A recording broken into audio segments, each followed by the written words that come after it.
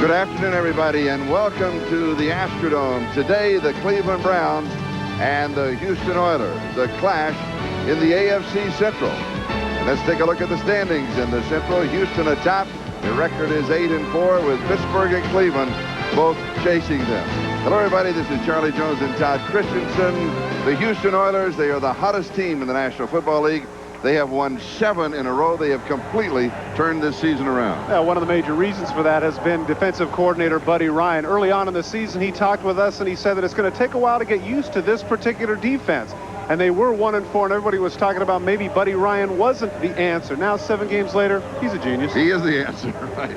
Now, the Cleveland Browns, their record is 6-6. They need an answer. They must win today if they're going to stay in the race. Well, so many times when we get in these situations, Charlie, we talk about this is a big game. It's a must game. This time we're telling the truth. Cleveland absolutely has to have this game, and it's a lot to ask of Bill Belichick and his group to come into the house in pain and win, but that's exactly what they're going to have to do. And we talked with Bill Belichick yesterday, and he is rather confident.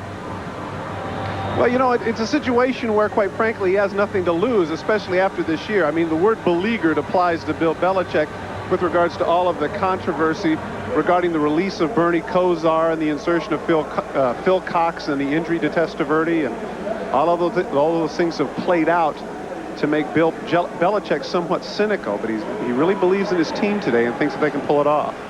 When we were on the elevator with him yesterday, he said, "Don't stand too close. You're liable to get hit by flying debris." He's taken his share this year. The Houston Oilers have won the toss. They will be receiving, and the ball game is underway as Matt Stover sails it into the end zone, where it will be down, and will bring it out to the 20-yard line. Let's take a look at the offense of the Houston Oilers, and there are some question marks in that offensive line. Mike Munchak, he is bothered by bad knees and a bad back. And David Williams has an ankle injury. We will keep an eye on them. Warren Moon, Gary Brown, the 4 wide receivers. Webster Slaughter is going to start. And he, of course, has an injury problem with that torn cartilage in his chest. And the word is that he ran before the game and will stay in as long as he can. That and the fact that he's 26 catches from the century mark, and that is certainly a motivation, a chance to be the 7th guy in history with 100 catches. That gets the adrenaline going. Warren Moon deep over the middle, incomplete. Randy Hilliard took the carom off of his shoulder. Webster Slaughter was the intended receiver. We'll take another look. I have to wonder if here's a situation where Warren Moon decided, yes, I want to go right to him right away to get him involved in the game. Clearly, if Hilliard would have turned around, he'd have had the easy pick. So it'll be 2nd down and 10, and Warren was throwing into double coverage.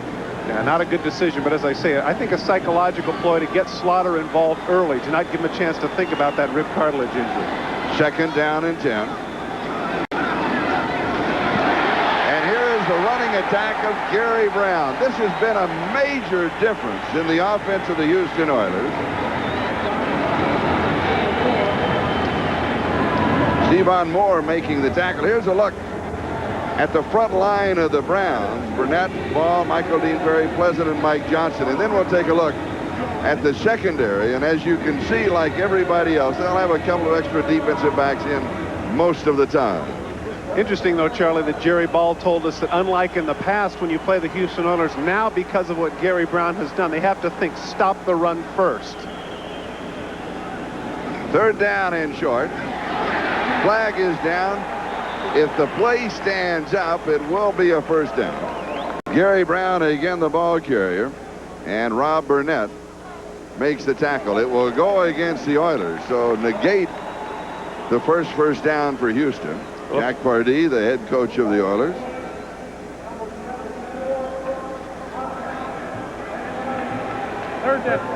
And we didn't pick it up. I believe it was Bruce Matthews, the offensive center, number 74. And he is the player that the Browns defense have the most respect for. Well, they certainly do, but that man right there is somebody they have some respect for, too. A couple of weeks ago against the Cleveland Browns, Gary Brown burst on the scene. Look at the numbers that he had. 34 carries, 194 yards, nearly 6 yards a carry. He has been a real godsend for the Oilers because of the hamstring injuries to Lorenzo White. With the penalty, the ball goes back to the 19-yard line. So it is 3rd down and 11 to Warren Moon from the shotgun. And the pass is incomplete at the 30-yard line.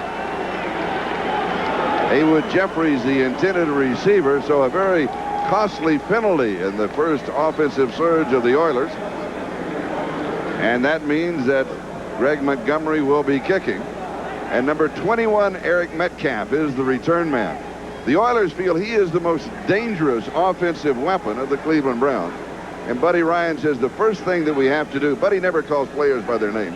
He said the first thing we have to do is stop number 21. And here is the kick. And Metcalf takes it at the 36-yard line. Steps back, he's the 40, 45, a couple of little head moves, a shoulder move. And he is down at the 49-yard line. The ball may have come out, but the officials say that, of course, the artificial surface cannot cause a fumble. 45 yards on the kick and a 13-yard return for Greg Metcalf. Let's take a look at the offense of the Cleveland Browns. Vinny Testaverde coming off of that shoulder separation. This is the offensive line in front of him. Tony Jones, Houston Hoover, Everett, Dahl, and Gene Williams. And they will stay basically with that 5. Testaverde still bothered a bit by the shoulder. He told us yesterday that he was 90%. 3rd down package. Look for Leroy Horde, the 3rd down package, as he's the one that's been catching the ball out of the backfield. So Cleveland starts in Houston territory at the Oilers 49. Testaverde, a nice touch pass Metcalf. There's the move that they worry about. He's the 20. He's going to score. Whoa! Now you know why Buddy Ryan said we have to stop number 21. They did not, and the Browns have the early lead, 49 yards.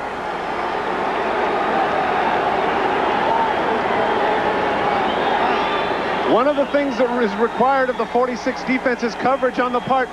Take a look to the outside. Wilbur Marshall is going to have Metcalf in coverage, and that's just a total mismatch. Little out move. You can see Marshall, look at that, dragging by 5 yards, cuts to the outside, and he is gone. Part of the problem with that 46 defense is it requires great athletic ability on the part of the linebackers, and in this case, Marshall. No match for the quickness and speed of Metcalf. One of the Houston Oilers was injured on the play, and he is down at around the 12-yard line. We think that is Chris Dishman. We're not positive, but we believe that is the Oiler who is down. So we're going to step aside for a moment. We'll come back with the extra point attempt, as we do have a timeout, and the Browns have a 6-0 lead.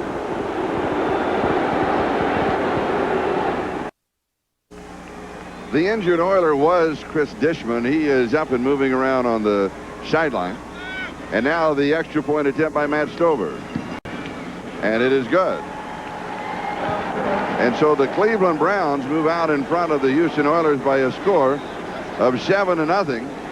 And we still have 13-19. That is the time remaining in the first quarter. And we will go back to the touchdown pass of Vinny Testaverde to Eric Metcalf. Charlie Jones, you turned out to be prophetic. You got to stop Eric Metcalf. A little out move, and look at Marshall in trail coverage. And when you give this man open field, this is when he is arguably one of the 2 or 3 most dangerous backs in the National Football League. Great hands. People forget that Eric Metcalf is the leading receiver for the Cleveland Browns, and now nearly a 50-yard receiving touchdown. Testaverde has to be happy with the start of this game for the Cleveland Browns. Eric Metcalf is one of the few players in the National Football League who has scored a touchdown rushing, receiving, by kickoff returns and punt returns, and Metcalf also has thrown a touchdown pass. Well, remember, those who follow football closely remember earlier in the season a Cleveland-Pittsburgh game in which that man ran back 2 punts for a touchdown, one 91 yards, the other 75 yards. Very, very exciting football player, not unlike his father, Terry, who did much the same thing for the St. Louis Cardinals. In fact, Charlie, 3 years ago, I was doing a game here with Don Crickey, and he ran back a kickoff 100 yards for a touchdown, and I can still remember Don going, Terry's at the 50, at the 40, at the 30. And finally goes, oh, that's right, it's Eric. And here is the kickoff. And again, it will be down in the end zone. This time it is Willie Drury, and so the Oilers will go to work offensively for the second time in the ball game at their own 20-yard line. A check of the other games, the early games in the NFL today. And you might go back to the first possession of the Houston Oilers and that very costly holding penalty on Bruce Matthews, because they did have the first down. That took them back to 3rd down and 11. They came up short, forced to punt, and then the first play, the return. After the return of Metcalf was the pass to Metcalf.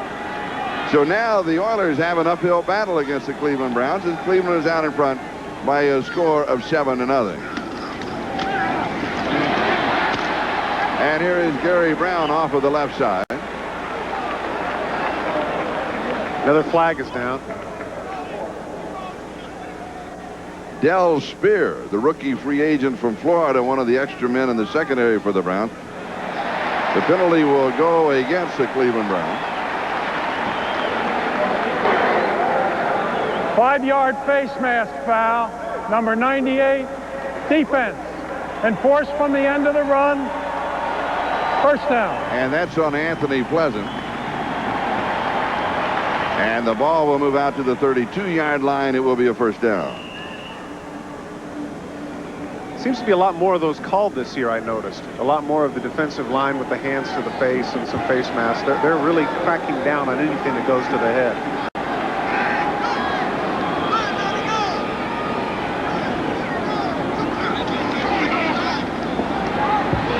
Moon goes deep and overthrows everybody. Haywood Jeffries ran into, in reality, a traffic jam about 15 yards downfield. And there was simply nowhere to go, and Warren Moon was going deep. One of the things that Warren Moon is good at is scanning the field and looking for his second or third receiver. Right there, he just decided right away, I'm going to Haywood Jeffries. And you're right, Charlie, there are 3 white shirts there, and a good thing he overthrew him. So it is 2nd down and 10. Gary Brown is the remaining back. And Brown on the draw has the opening on the left side. He's going to pick up close to 8 yards on the play. Del Spear and Mike Johnson take him out. What Gary Brown does, he gives such a big second dimension to the Houston Oilers. Already has rushed for 24 yards. And that is the fact, when you set up to stop the run and shoot defensively, you're giving away large running lanes because you figure nobody's going to be running in them.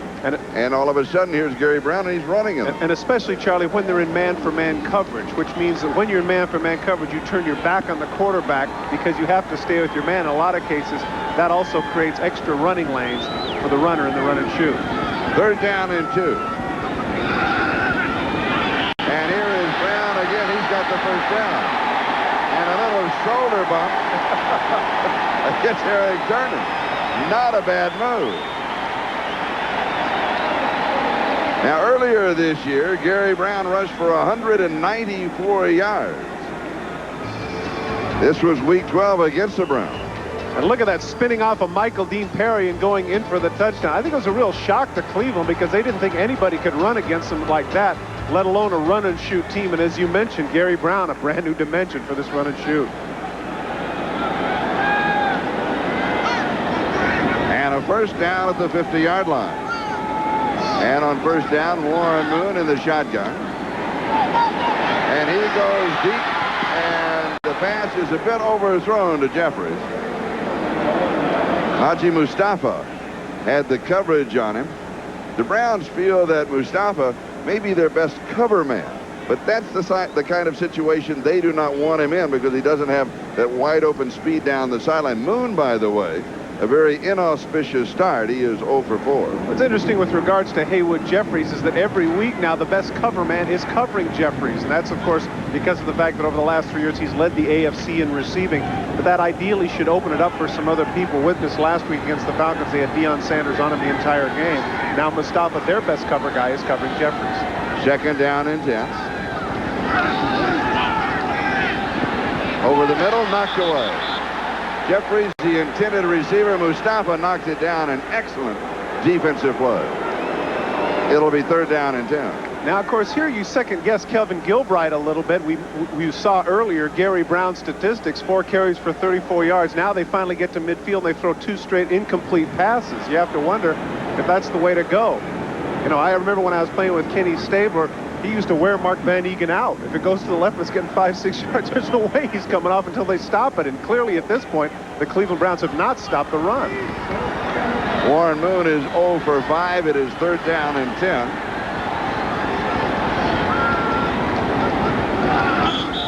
And we have whistles, and the flag is down. Mike Munchak rocked back a little bit.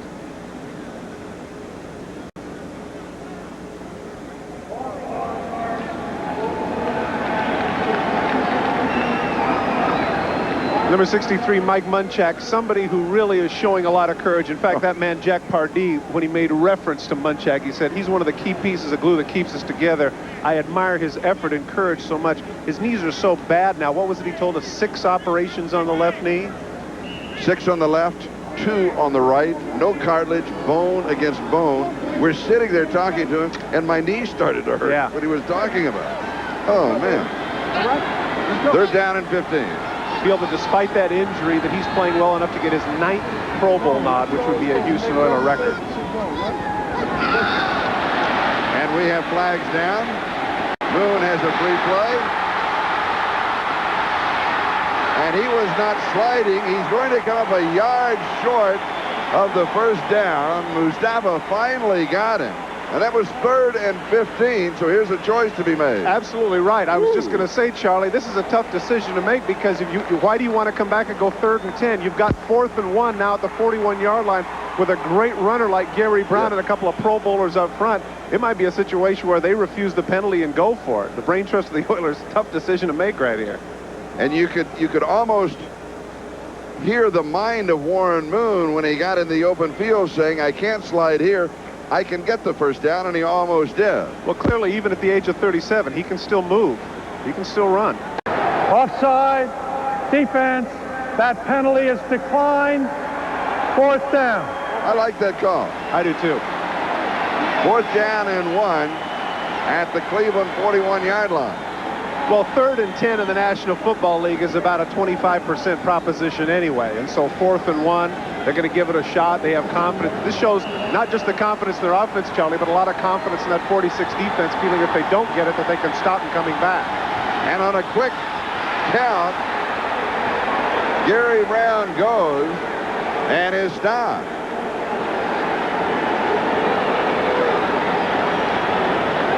And so Cleveland holds. They take over on down. And Cleveland has the lead, 7-0. And we'll be back in just a moment. As you can see, that Gary Brown is stuffed short of the 1st down. This is Charlie Jones and Todd Christensen here in the Astrodome, and this was the 4th and 1 play. Well, the quick count enables Johnson to anticipate. Bill Johnson as well as Stevan Moore. They take a chance, just knife across, and they nail Brown in his tracks. Now for the Cleveland Browns, this is their 2nd offensive play. The first one at 49 yards for a touchdown. Eric Metcalf gets the call again, and he will go to the 45-yard line, where it will be 2nd down and 7 as Bubba McDowell makes the tackle. Let's look at that defense of the Houston Oilers. We didn't have a chance to set it earlier because the Browns scored so quickly with Fuller, Childress, Montgomery, Jones, Robinson, Smith, and Wilbur Marshall. And in the secondary, Dishman, Jackson, McDowell, and Marcus Robertson. When they go to the dime, Tony Brown, and Blaine Bishop. Interesting point there in that starting defense. 5 Pro Bowlers. Little swing right side, tight end. Brian Kitchen has the 1st down. Chris Dishman, who was shaken up on the touchdown play, was there along with Al Smith. As you now can check out some of the other early scores in the NFL. No score, Buffalo, Philadelphia. New Orleans with an early lead on the Rams. New Orleans needs a victory if they're going to get back in the race. No score in New England. And here it is Cleveland 7 and Houston 0. 1st down at the Oilers 43. Testaverde goes deep. Kitchen fell down. Brian Kitchen was wide open, and he fell down. And I think what happened is that he just gets caught on the AstroTurf. It grabs you, and he falls down. Now, I'll tell you what grabbed him is number 58. Take a look at the left of your screen. You're going to see right at the end, Marshall's in trail coverage, and he just tripped up his feet. Marshall a good 4 yards behind, and Kitchen gets up and can't believe that he didn't get the call. Once again, the weakness of the 46 defense is in man-for-man coverage on the tight end and the backs. You have to have the great athletes, a linebacker, to do it. And once again, Marshall almost got burned. Second down and 10. 9:51. That is the time remaining. First quarter. Browns up 7-0. Testaverde, he goes deep. Has a man. It is almost intercepted. Marcus Robertson almost had the interception. Michael Jackson, the intended receiver, and Testaverde was just a little sore. Well, Michael Jackson actually makes a good play. Robertson doing an outstanding job of playing center field. Watch the right hand of Michael Jackson come back and strip the ball from Robertson right there at the end. That's a good play. Otherwise, Marcus Robertson would have had his 8th interception, which would have been tops in the National Football League. There's a man, my guess right there, number 31, leading tackler and interceptor for the Houston Oilers. He's headed to Hawaii. Well, Michael Jackson was behind the secondary. Testaverde has another 3 or 4 yards on the back. Third down and 10. And we've got a timeout by the Cleveland Browns. That stops the clock with 9:45 left to go. We're in the first quarter, and Cleveland is out in front by a score of 7-0.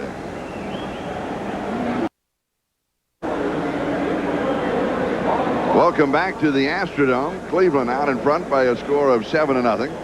And it is third down and 10. The ball on the 43-yard line of the Oilers. There are statistics, lies, and damn lies, as they say, but that is one it's a vital statistic for defensive success in the National Football League. During the 7-game winning streak, that 31% was actually closer to 22%. Houston has been outstanding on third down.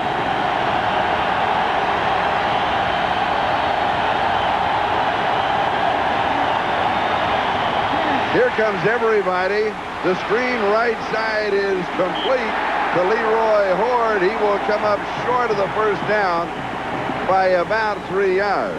And that's a big play by Mike. A good job of getting the ball off. But watch in the middle, number 51. He actually comes into the blitz, draws the play. Now he has to come off on number 33. And Horde can get the first down, except for number 51, Michael Barrow, their second-round pick out of Miami, comes over, makes the tackle before he gets the first. And now Stover will attempt a 53-yard field goal. His longest success this year has been from 47 yards. This one a 53-yard attempt. Interestingly enough, we've got a timeout taken by Cleveland. He is only 2 of 4 indoors. And that's because Bob Dahl, the right tackle, wasn't in. They only had 10 people out on the field, and inevitably that's what happens. He will be about $100 or $200 lighter in the paycheck on Tuesday as a result of not getting out there. It happened to me too, I remember. You were talking about statistics a moment ago. Listen to this one. So far in the ball game, the Houston Oilers have rushed for 47 yards. They have passed for 0 yardage. Now their run is back in the run and shoot. Cleveland has 3 yards rushing. That was courtesy of Eric Metcalf. 68 yards passing. And 49 of that was also courtesy of Eric Metcalf. You're right.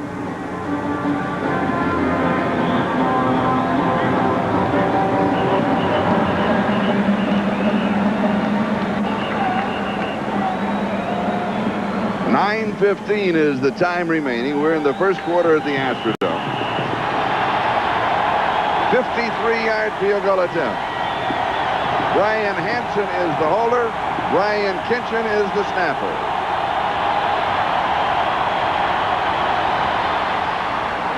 Oh, and it is looking good. And he's got it. Wow.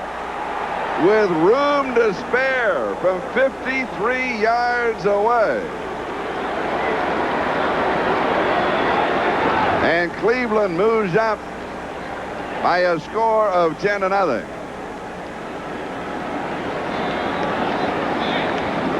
Indoors, obviously, you don't have the elements, and that's why coaches are willing to try some of the longer field goals. But, Charlie, you're right. He got all of that, as they say. Yeah. Actually hits the screen behind. Probably would have made it from close to 60. He knew he hit it well, and he goes, yes, indeed. Oh, thank you. Isn't it funny when people score touchdowns and field goals, they all of a sudden get so religious? Yes. Is that just me noticing that all of a sudden? Kind of an ecclesiastical thing. Oh, we do it on commercials. Oh, do we? I noticed that it's funny how when there's a fumble and interception, all of a sudden they become agnostic.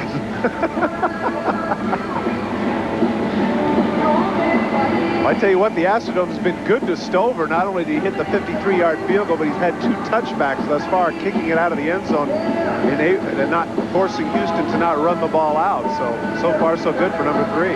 And remember, coming into the ball game, Cleveland with a record of 6-6. They need a victory here to stay in the chase in the Central Division. Houston, the hottest club in the NFL. They won 7 in a row. Their record is 8-4. Pittsburgh is sandwiched between Houston and Cleveland in the standings. Their record is 7-5. They play tomorrow night at Miami. And this one will be down in the end zone for the 3rd time in the ball game. We'll have the touchback, and the Oilers will go to work at their own 20-yard line. And now let's take a look at the natural gas quarterback efficiency rating. Interesting how as the season progresses, the numbers start to go down. Remember early in the season, Charlie, we had a couple of quarterbacks over 100. Now slowly but surely they're falling down as the weather gets colder. And number 1 and number 2 will be meeting in the second half of the doubleheader here on NBC. The Kansas City Chiefs and the Denver Broncos at Mile High Stadium. Warren Moon 0 for 5.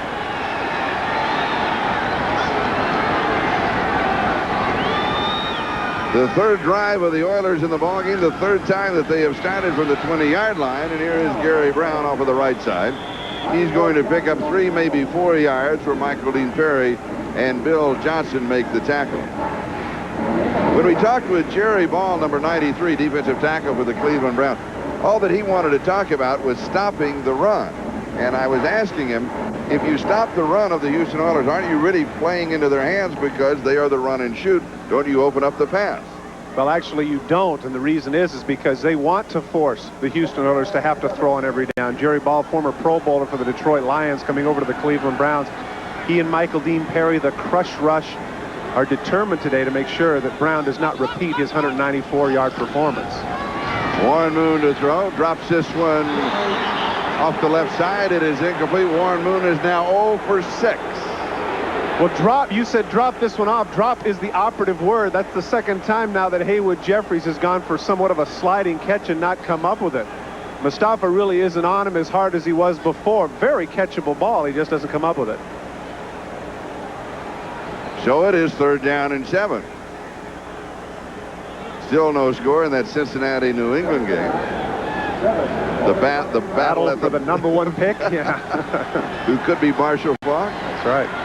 Keith Schuler, possibly. Tennessee. 3rd down and 7. Moon comes back, throws to this side, and wide open is Ernest Gibbons. There's the first reception for the Oilers wide receiver. And their first down as they pick up 14 on the play.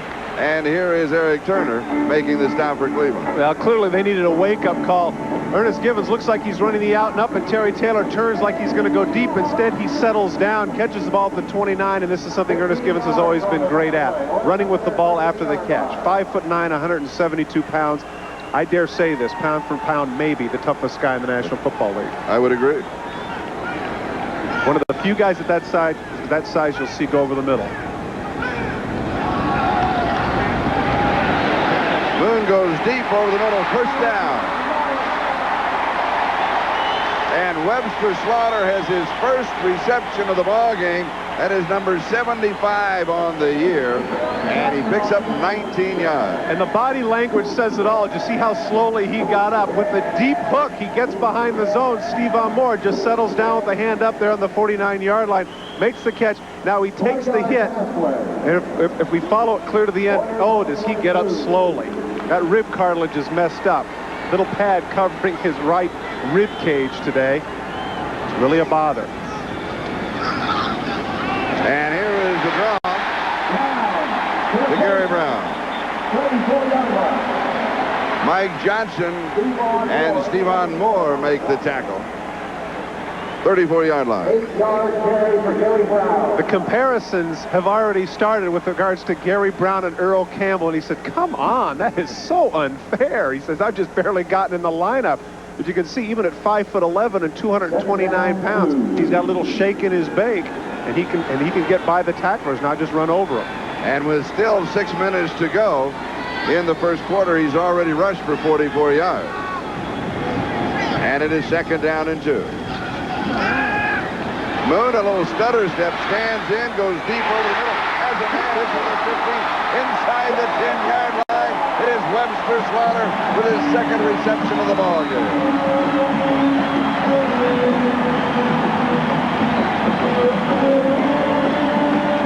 27 yards on the play.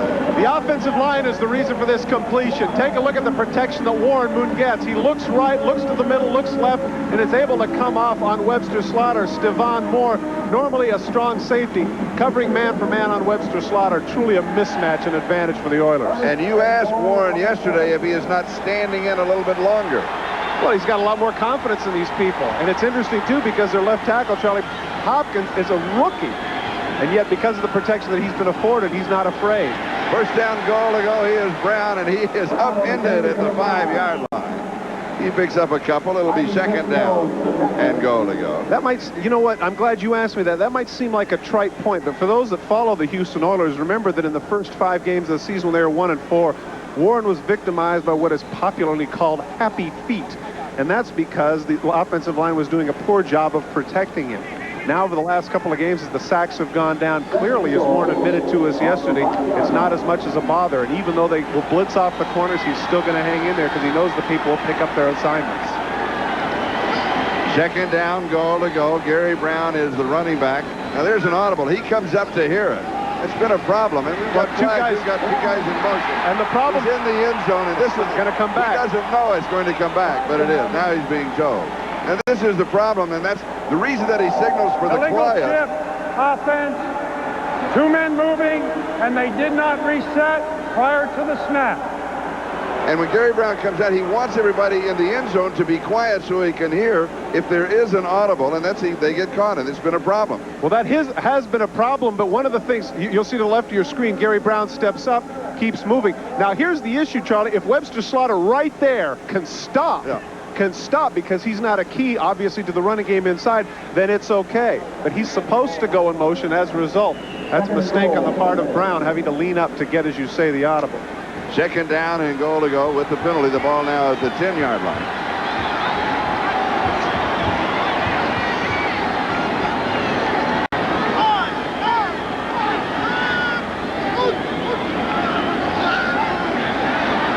Warren throws over the middle. It is incomplete.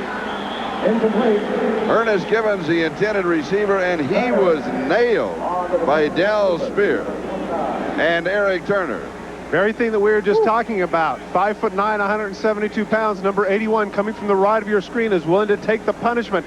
Cuts across the middle, makes the catch. Here comes Eric Turner, and he puts the hammer on Gibbons, separating him from the football. 6'1", 205 pounds. Eric Turner, nearly 120 tackles this year, 15 passes defensed, having an outstanding season. In fact, he had some shoulder problems coming into this game, but he said, there's no way I'm not going to play against the run and shoot. He made his mark on that play. 3rd down, goal to go from the 10. Here's the pressure, and Warren is simply throwing this one away. He got outside. New rule, he got outside the offensive tackles being chased, and so as long as he gets the ball near the line of scrimmage, then he can avoid the loss. It's a good call by Nick Saban and the defensive people of Cleveland. They come with the blitz here. Inside, Stevan Moore is not touched, as you mentioned. Moon clearly just trying to get the ball away. And, of course, the advantage you mentioned with regards to the rule where the Houston Oilers are concerned, because they don't play with the tight end, that supposed boundary might be a little more narrow for the Houston quarterback than it might be for another team. 27-yard field goal attempt by Al Del Greco. And it is good. And the Houston Oilers are on the board. The score, Cleveland 10, Houston 3. We'll be back with the kickoff in a moment.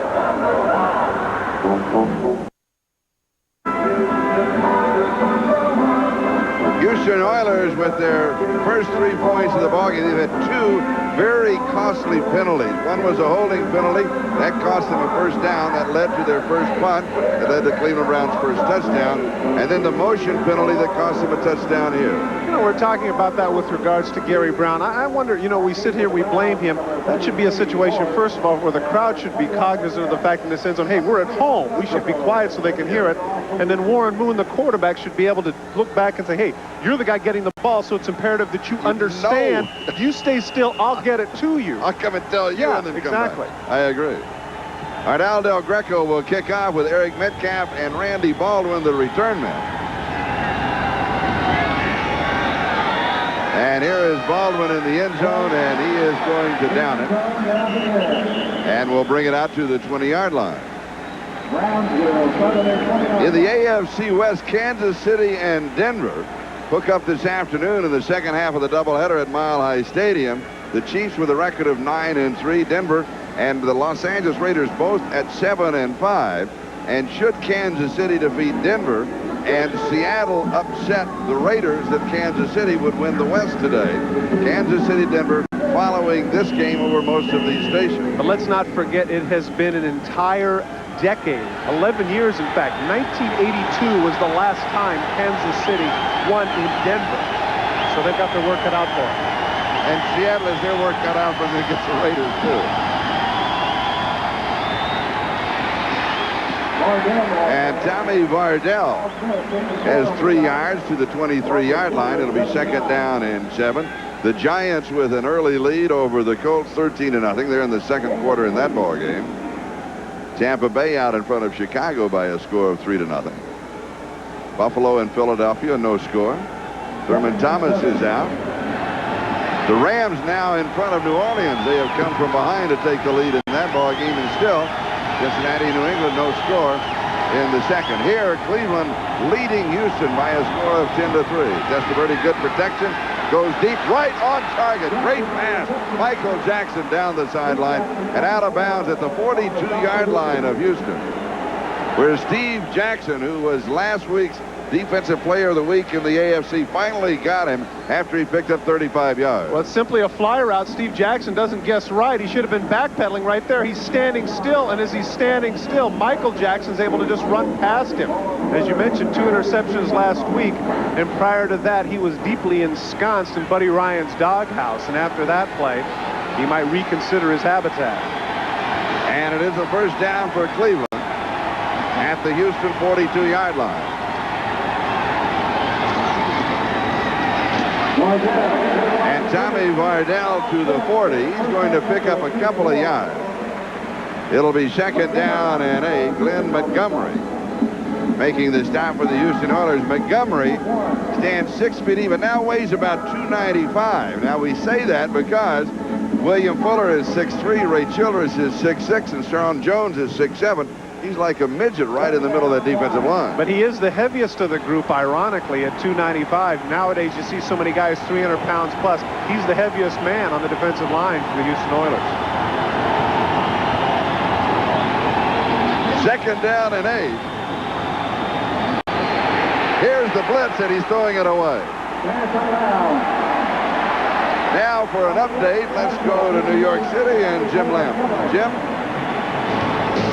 Charlie, the giant ground game is pounding the run-leaky Colts. Rodney Hampton, 88 yards and a TD in the first quarter. So in the second, Phil Simms with that 17-yard strike to Chris Callaway. The Giants botched the PAT. The Colts have added a field goal. It's 13-3 Giants in the second. Back to Charlie and Todd. And Phil Simms continues to amaze everyone. Remember a couple of years ago, his career was through. Dan Reeves came in and said, he's my man. And he certainly has had a great year. Sure has. Third down and 9. Right tackle move. They'll let that go. And that is Gene Williams. False start before the snap. Number 62, offense. 5 yards, third down. A lot of pressure on that offensive line when they come up with those multiple fronts, and that's exactly what Buddy Ryan is trying to do, confuse people. Williams has to move a little to the outside, and that's what he does. He follows William Fuller's movement to the outside, but he can't do it before the snap, needless to say, and the Browns are 5 yards back. The offensive line for the Cleveland Browns has given up only 4 sacks in the last 3 games. And last week they shut out New Orleans, the leading sacking team in the NFL. And Tony Jones, the left tackle, Ronaldo Turnbull, the leading sacker of the National Football League, nowhere near close to the quarterback. Did an outstanding job. 3rd down, 14. Pressure. Pass is pulled down at the 30-yard line. That's where he caught it. Now he was hit. Comes to the turf at the 32. It's in the neighborhood of the 1st down. It's Mark Carrier, the possession receiver and the all-time leading receiver from Tampa Bay, who the Browns signed as a free agent. That's a big catch by Carrier. Testaverde steps up and makes the throw, but Carrier took a shot right in the middle of the back and still able to hang on.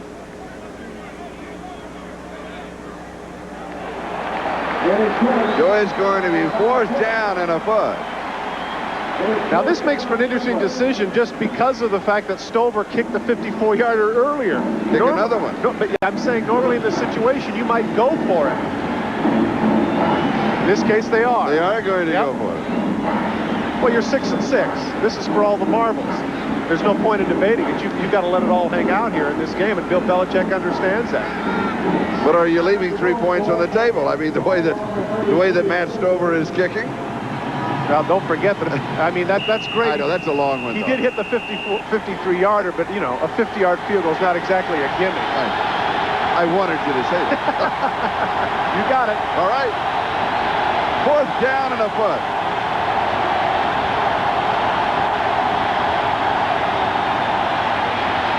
Oh no! And he's overthrown. Clarence Williams was wide open. What a great call. What a great call by Bill Belichick. Charlie, earlier in the season, you and I had a Notre Dame-Florida State game where a halfback pass, the man's wide open. Just throw it up for grabs, Leroy Horde. Don't try and throw it perfectly. Look how open he is. Throw it end over end, shot put it. Do whatever you have to do, but don't try and lead him. Take a look at Buddy Ryan going, oh no, oh no. Oh, good. The ball's too far. What a relief. Not very happy with Sean Jones for not being in coverage, but they got away with one there. Belichick is the man that has to be frustrated. You can see the smile on Leroy Horde's face, but oh boy, what a shame for the Cleveland Browns. Had a great opportunity. It was right there, and like you say, you just want to put it up in the air and let him run under it. Don't try and make the perfect pass. That shows that's a gutsy call on the part of Bill Belichick. So Houston takes over on downs, 1st and 10 at their own 32-yard line. And Moon is back to throw. And he goes deep, and the pass is pulled in by Haywood Jeffrey.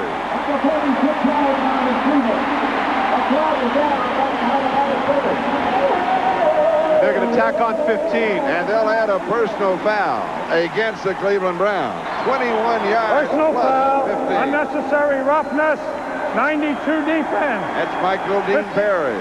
How many times have you and I watched games where a thing turns around on one play? There it is. They go for it on 4th and 1. A brilliant call. The play goes awry, and what happens to the momentum? They turn around. The Houston Oilers. Finally, Haywood Jeffries catches the ball around midfield. Right at the end of the play, you see Michael Dean Perry with a hold of Warren Moon. Instead, he takes a swing. Look at the face. He gives a facial to Doug Dostin. The official sees it, tacks on another 15 yards.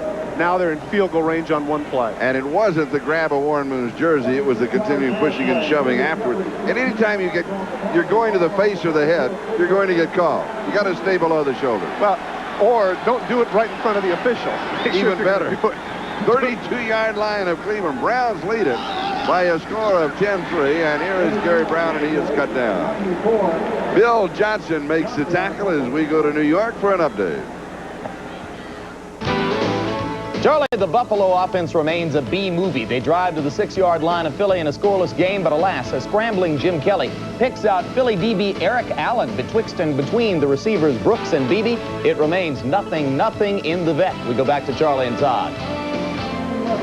And Buffalo, of course, is, without, half a dozen of their key players now. They've really had a lot of injuries. They need to get everybody healthy. It's 2nd down and 11 at the Cleveland 33. Browns out in front of the ballgame 10-3. Nice play action fake. Here's the pressure. Warren Moon steps away. Now he is brought down. Oh, Warren was battling for his life. Bill Johnson was there along with James Jones, Jerry Ball. I give a lot of credit to this Cleveland team. Oh, they're coming, aren't they? I mean, here they are, get down to the 32-yard line, first down. They stuff Gary pass. The rush comes in. Can't quite get a hold of him. Moon escapes. By this time, you think a receiver would have broken free, but that's not the case. And once again, another big play by Bill Johnson as he sacks Moon. And that is the end of the first quarter. We'll be back in just a moment. And as a program reminder, don't forget the Chiefs and the Broncos, the second half of the doubleheader here on NBC. But right now, don't forget this one. You've got a good one going between the Cleveland Browns and the Houston Oilers. As we start the second quarter, Cleveland leads by a score of 10-3. Houston, by the way, with an 8-4 record. If they were to come from behind and win this ball game today, and then next week at Pittsburgh, they were also to win, then they could capture the title in the Central Division. So they have a lot at stake. And meanwhile, Cleveland with that record of 6-6, with a victory here, an upset of the Houston Oilers, what they do is they simply mess up everybody's predictions in the Central Division, and it makes it a grab bag for the last 3 weeks. Third down and 17, 39-yard line of Cleveland as we start the second quarter. Moon has pressure, throws underneath the covers to Jeffries. And Jeffries goes out of bounds, but he's going to be way shy of the first down. Now remember, it was third down and 17. But of course, what he did do is get the ball in field goal position for Del Greco. For whatever reason, is it just me? Haywood Jeffries has been catching and sliding, and in that time he one hands and fumbles the ball. He doesn't seem to be quite in sync yet with Warren Moon for whatever reason. That is Moon's 5th completion, and he has had 13 attempts thus far in the ball game. And now from the 38-yard line, a 48-yard field goal attempt by Al Del Greco. He has hit twice here in the dome from 52 yards away. Nice kick. And he has got this one. You know, last year he had 2 big misses in the regular season that people were haunting him for. This season, as you mentioned, 20 of 24. He's only had 1 miss inside of 50 yards, having an outstanding year.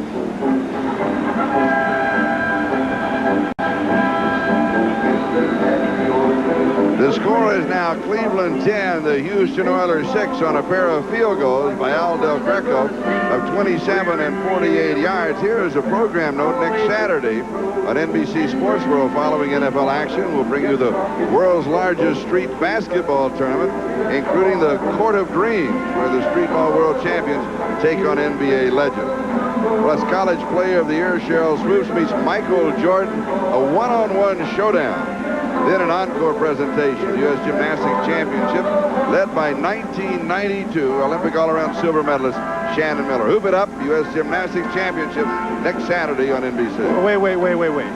Cheryl Swoops what is it? Wait. versus Michael Jordan. Yeah. Come on. Well, he's retired. Cheryl, he's lost all his skills. That's right. Now he's at age 31, he just can't do it. He can't do it anymore. That's right. So Cheryl Swoops going to dunk over him. That's right. You know, she's she led Texas Tech to the NCAA title last season. I know she's big down here in Texas, but in that contest, she's going to be big nationally. Let me go out on a limb. In that contest, I like Mike.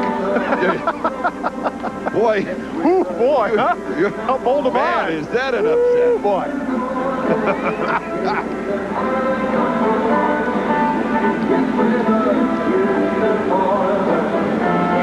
Warren Moon hasn't exactly had a scintillating beginning here for the Houston Oilers. On the other side, however, Vinny Testaverde has been doing very well. Evidently, the shoulder problems that he's had earlier are not bothering him today.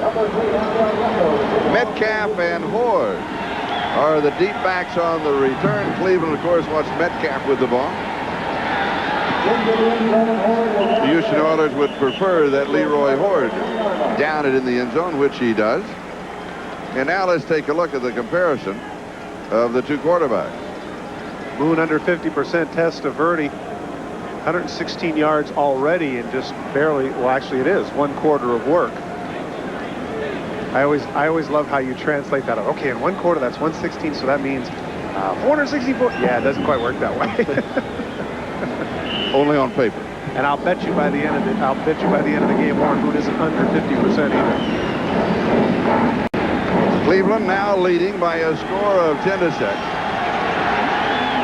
And they start from their own 20-yard line, first down. This is the worst field position that Cleveland has had thus far in the game, Charlie. Their average start up to this point has been at the 41-yard line. Play action fake. And here's the sack. Led by Wilbur Marshall and Ray Childress. One of the things they do now in the National Football League with regards to sacks is they divide them up in halves. Well, this one might have to be divided up in thirds.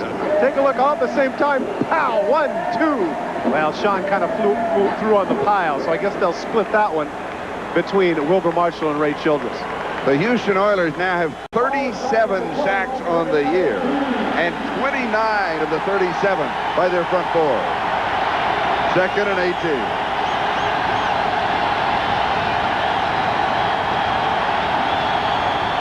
We have a flag, and the play is stopped.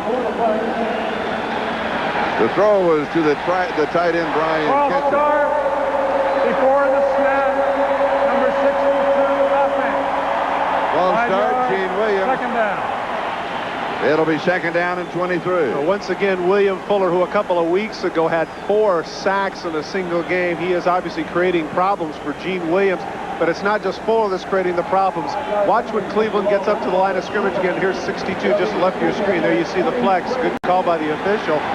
Watch when they get up to the line of scrimmage and listen to the noise in the end zone. That's going to make it that much more difficult for the Cleveland Browns.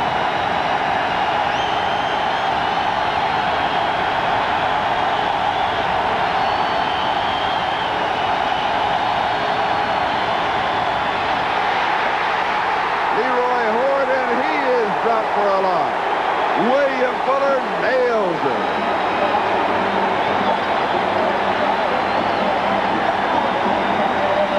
I want to tell you something here that I'd like to see. It's one of the things that this would be a great time for it if Cleveland has a guy that could do it. Remember the old quick kick? Yeah. Right now inside the 5-yard line. If they send it between the quarterback and the guy were to punt it out of there, because now what is it, 3rd and 97, whatever it is, what a great time right now for a quick kick, right? Anything. Right? If you're Cleveland, sure.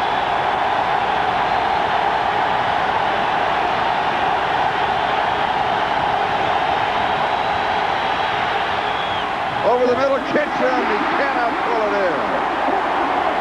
Just out of the reach of the tight end, Brian Kitchen. Dishman and Lathan had the coverage, but he was open. That was the right idea in the seam of the zone. Interesting that Houston would go to the zone here a little bit too conservative. And Testaverde, if he just gets his feet back and set, puts a little bit less on that ball, Kitchen might be able to come up with it. Now Brian Hansen will be kicking from the back edge of the end zone. And Willie Drury is the return man.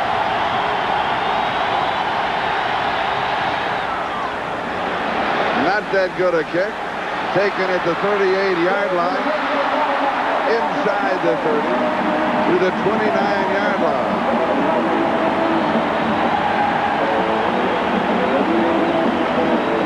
Gerald Dixon with the tackle, a 35-yard kick, 9-yard return.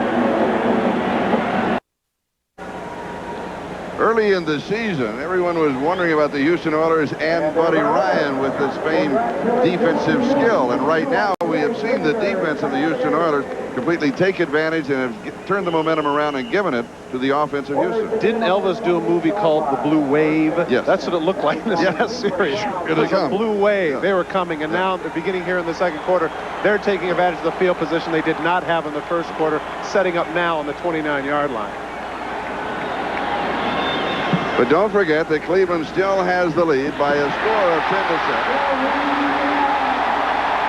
And here is Gary Brown. It was kind of fun to talk to him yesterday because all of a sudden, you know, he's got this fame and this notoriety, and he said, how has it changed? He said, well, to tell you the truth, Friday night I went to a restaurant, same restaurant I've been going to for 3 years. Nobody paid any attention to me. The owner came over, the general manager came over, the maitre d' came over. And now he goes to the record store, and instead of having to pay retail price for the CDs, he gets 2 free and 1 half price.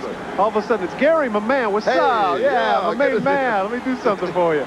You're always there for us. For 2 years, he had leprosy. Now, all of a sudden, he's their best friend. Warren Moon to throw. And he drills this one incomplete. He was throwing in a tough coverage. Webster Slaughter has 2 receptions in the ball game and 76 on the year, the intended receiver. Well, Webster Slaughter just started to run today. This is the first time he's done any running. He turns more around, and you can see there the ball's completely behind him. A little farther out, he might have had a shot at the catch. But Slaughter has not run this week, has not practiced this week. In fact, Jack Pardee said it was going to be a game-time decision. He came out and ran, didn't feel terrific, but he said, hey, I got to do it. And you can see on the jersey it's like half a rib pad, and he doesn't like to wear them. And you didn't either, did you? No, you can see right there, he wants to be as quick as possible. As few pads as possible is how he wants to do it. Second down and 10 is Gary Brown. He angles to the corner. And he is going to pick up the first down at the 5-yard line. Randy Hilliard and Stevan Moore finally chase him out. He has 68 yards rushing already. Watch to the right of your screen when he gets to the outside. The wide receivers are running their routes. See the defensive backs, their backs are turned. And so when he gets into the secondary, there's no run support because they have to be man for man with their receivers. All the receivers do in that case is they take off the field, and when the DBs turn their backs, that means that Gary Brown has some running room. The officials have called a timeout. He got inside the marker on the opposite side of the field. The chain's on the near side of the field. I know I said this earlier in the first quarter, but I don't understand why they don't do it. I tell you what, Gary Brown's my horse. Let's saddle him up and ride him till he drops. The man is doing a great job. And Warren Moon, what did we just say? 6 for 14, whatever he is. There's the first down. Now here, Houston has to be cognizant of the fact, look at the, 82 yards rushing by the Houston Oilers? Boy, that's a change. And of course, Gary Brown, as we've mentioned, is having an outstanding first half. Here is where Warren Moon shouldn't even bother with the audibles. Come up right now and say, Gary, here's the play. This is what we're going to do. Don't run the risk of costing yourself another touchdown here on the end zone. And the fans, too, better keep their mouths quiet this time. First down and goal, and here is Gary Brown, right side, and he is pulled up. He's going to pick up about a half a yard on the play. Jerry Ball was there to wrap him up. It'll be second down and goal to go. Jerry Ball has a lot of family and friends. Is that right? How many tickets did he buy? 75 tickets? Now that's how much money did he spend? That's about $2,000 worth of tickets that he just spent. He is from Beaumont Westbrook High School. He says, this is my area. And I want all my family and friends here, but now I'm going to be here at least once a year. He said, I've got to stop all this. He said, then what if they all want to go to dinner? This could become a costly weekend. Speaking of costly, that's Gary Brown, who's down right there. Checking himself out. It's not the legs. I think he got the wind knocked out of him. That's what they, trust me, they pull that up and they say, okay, take a breath. He's talking, so he seems to be okay. He's saying, well, you know what, the thing with NAFTA, I don't really agree with that because I think it's going to cost us some jobs in the short run, but take a look at the end zone replay. We'll see. He's going to run smack into Jerry Ball, cutting to the inside. Look at Ball just smashing. Bruce Matthews comes over the top, has his arms around him. Watch at the end of the play how he ends up. Bang, right on top of that elbow and right on top of his chest come a barrage of Cleveland Browns. I guess he's going to be all right. He is part of that new breed of back. We've mentioned this before in other broadcasts, Charlie. Most of, if not all, of the exemplary backs in the National Football League are under 6 feet tall. Gary Brown, 5'11", 229 pounds. Great center of gravity. Powerful thighs. You wanted to measure his thighs yesterday, didn't you? Yes, we talked about it because when Earl Campbell was a rookie, his thighs were 36 inches. I still can't believe that. I know, but we 36 inches. Yeah, 36 inches. Man. Spencer Tillman is now the running back as Brown goes out. Little play action fake. Moon pumps, scrambles, has a man open, hits in the end zone, touchdown. And it's Spencer Tillman.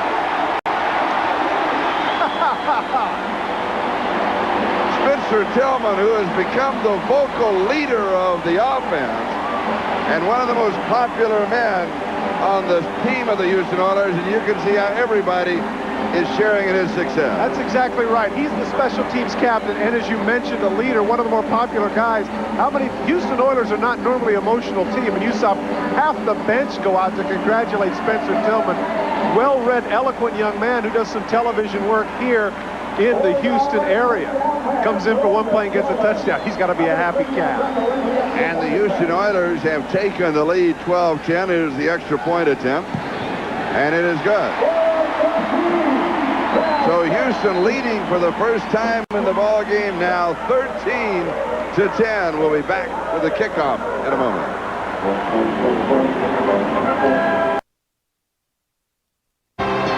Spencer Tillman, who has scored his first career touchdown as a receiver, well, his work is never done. He's on the kickoff team. I know that feeling. Here it is. Hey, that's great. You scored a touchdown. Now get your butt out there. You're going to run into this kick.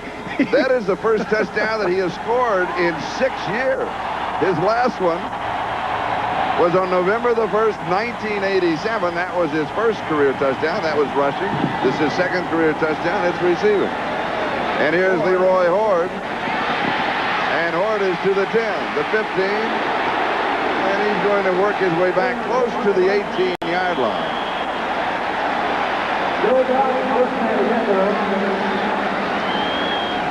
Then we have a little pushing and shoving and a check of other scores. And let's go back to the touchdown. Well, Tillman actually gets a bump. He gets lost. Watch, he's the back right here. He takes the fake, gets lost underneath Jerry Ball. He slips under his right arm. Now pump fake, comes back to the outside, and of course nobody has him in coverage because they're under the assumption that he's blocking all alone in the corner of the end zone. Touchdown, number 2 in his career for Spencer Tillman. And we do have some good news for Houston Oilers fans. Gary Brown has a bruised shoulder, but he should be able to return. Cleveland now trailing 13-10, and they start from the 19-yard line. And the ever-shifting defense of the Houston Oilers. And the blitz is picked up. The hot receiver is the tight end Kitchen. Ball pops loose, and the Oilers have it.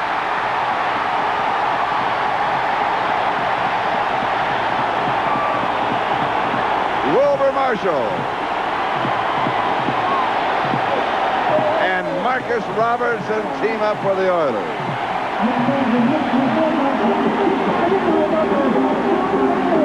Wilbur Marshall comes in on the blitz, and Testaverde just gets it out. Good catch by Kitchen, and he comes upfield. Now let's watch Marcus Robertson right there, puts his helmet right on the ball. The ball bounces up. Nice catch there by Marshall, and that is now the 33rd takeaway by the Houston Oilers. That's tied for tops in the National Football League. Take a look at the forced turnovers. We mentioned it takes a while to get used to that 46 defense. First 5 games, and look at the last 7 in that winning streak. How many times they've taken the ball away, an average of more than 3 per game. And Gary Brown is in the offensive set for Houston as they start at the 32-yard line of Cleveland. Oilers up by 3. 13-10, Warren Moon. Pass is complete at the 30-yard line. And that is Gary Brown. He is decked immediately by Randy Hilliard. It'll be second down.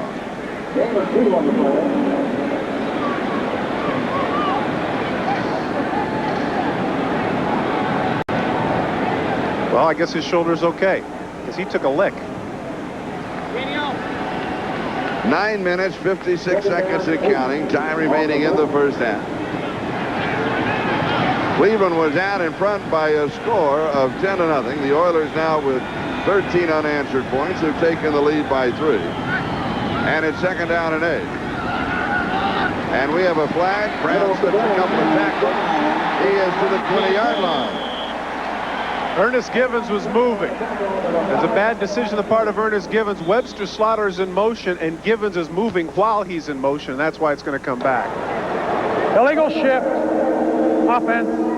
2 men moving before the snap, and they did not reset. 5 yards. Second down. Second time in the ball game that the Oilers have had 2 men moving at the snap. It'll be second down and 13. Now, Gary Brown's not very happy about that. That just cost him about 15 yards tacked on as he's heading towards a 100-yard game.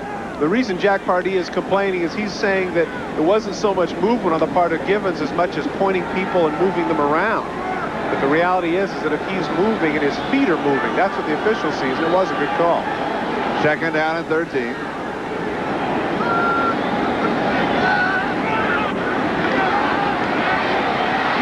pressure. He slips the tackle. He heads for the sidelines, and he goes running out of bounds.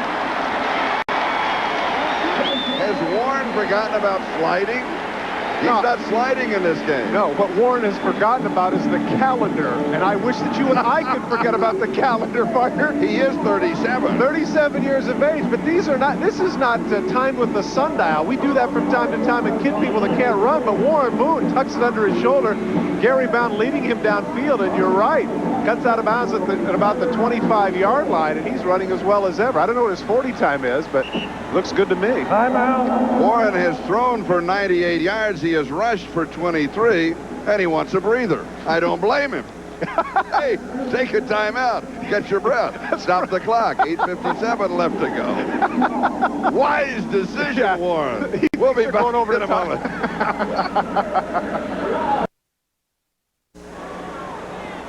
Third down and 4. And Warren Moon, we were talking about, it's a strategy timeout. Take a look at the sweat underneath his chin. Yeah, that's no strategy timeout. He was winded. It's recovery timeout. Third down and 4.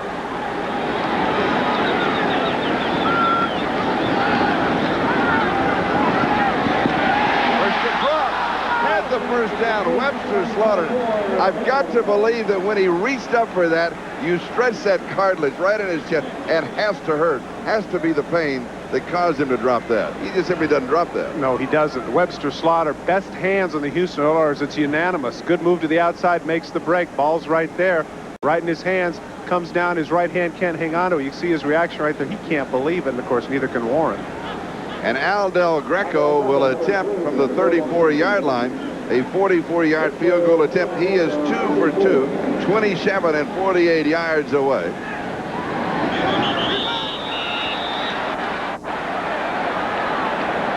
And before the snap. Ball start before the snap, number 72 offense. And 5 yards. The rookie Brad Hopkins. Fourth down. Jack Pardee trying to get people to calm down. Clearly the momentum had shifted to their side. Now, instead of a little bit shorter field goal, we're looking at close to 50 yards here. That could make a difference. Del Greco when that happened, and he bowed his head a little bit and lost his concentration. I'll be interested to see if he can recoup it here. It's not as simple as just, it's just another 5 yards. Now he has to take a little bit longer step, hit the ball a little bit harder than he might want to. 49-yard attempt, and it is straight, and does he nail this one? Woo! He could have hit from 60. Of course, then again, I could be wrong. My goodness. No problem. Al Del Greco, 3 for 3, 16 to 10. Houston out in front of Cleveland now with 8:49 left to go in the first half. And we're all looking forward to the New Year and Bowl Day on NBC, the Fiesta Bowl, Miami and Arizona.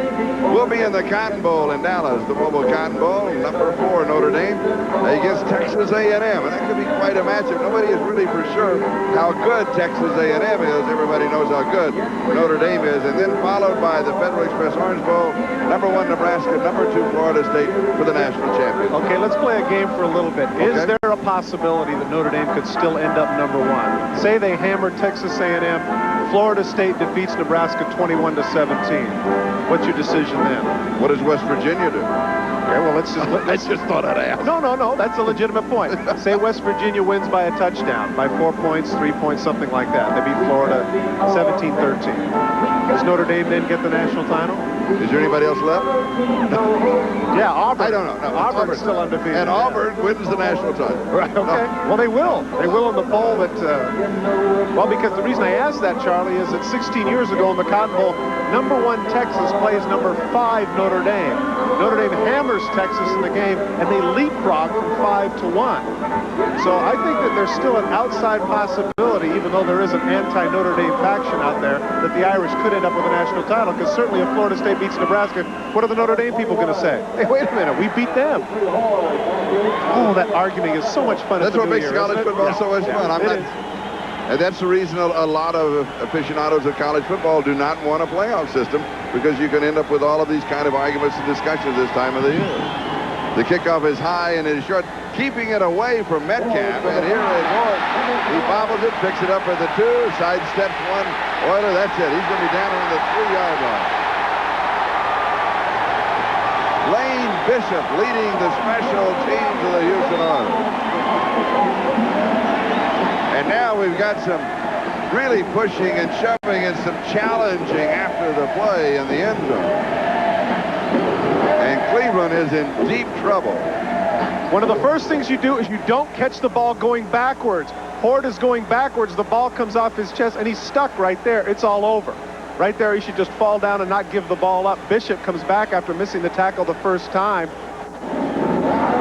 And Metcalf and John Henry Mills getting into it, a lot of yapping. Metcalf is a terrific football player, but I don't like his chance. He saw the little movement with the hands. Okay, I'm cool. I'm cool. What's there to say? Don't drop the ball. Now, Eric Metcalf has not been involved in the Cleveland Browns since way early in the first quarter. Remember, he scored the touchdown in their first offensive play. He now is back into the offensive set. He was out for a breather the last time that the Browns had the ball on offense. There you go. And he is across the 10-yard line to the 11-yard line, where he is hit by Marcus Robertson. But for the Browns to be successful, they have to capitalize on the abilities of Eric Metcalf, and that's a plural. And notice the run right there. That helped to silence the crowd. 7-yarder. The man is averaging 5.2 yards per carry. Look at the total yards here in this second quarter. Cleveland not even on the positive side of things yet. And we have just over 8 minutes to go in the second period. Second down and 2. Little play action fake. Throw back over the middle, and that was more or less a desperation pass. Well, Clarence Williams, the tight end, the intended receiver, but I tell you, Testaverde was, he had pressure, and he wasn't accurate at all with that throw. Well, the misdirection is supposed to have people coming to the right, but they didn't get fooled. The Oilers did a good job of reading the misdirection, and Testaverde there just gets rid of it. And it is third down and 2. New England with the early lead on Cincinnati, 7-0 in that ballgame. Testaverde has completed 6 of 11, 139 yards. And 1 touchdown, and that was on the first play of the game, the 49-yard touchdown pass to Eric Metcalf. Third and 2, pass is caught at the 15-yard line, Mark Carrier. And he will pick up the first down, Blaine Bishop with the tackle. Carrier runs a safe route. It's called a swirl route. It looks like he's going to go inside and run across, and all of a sudden he pivots and cuts back to the outside. Very safe underneath throw. Mark Carrier, as you mentioned, all-time receiver for the Tampa Bay Bucks. He is, as Bill Belichick told us yesterday, their go-to guy. Cleveland again had the early 10-0 lead. The Oilers, 16 unanswered points.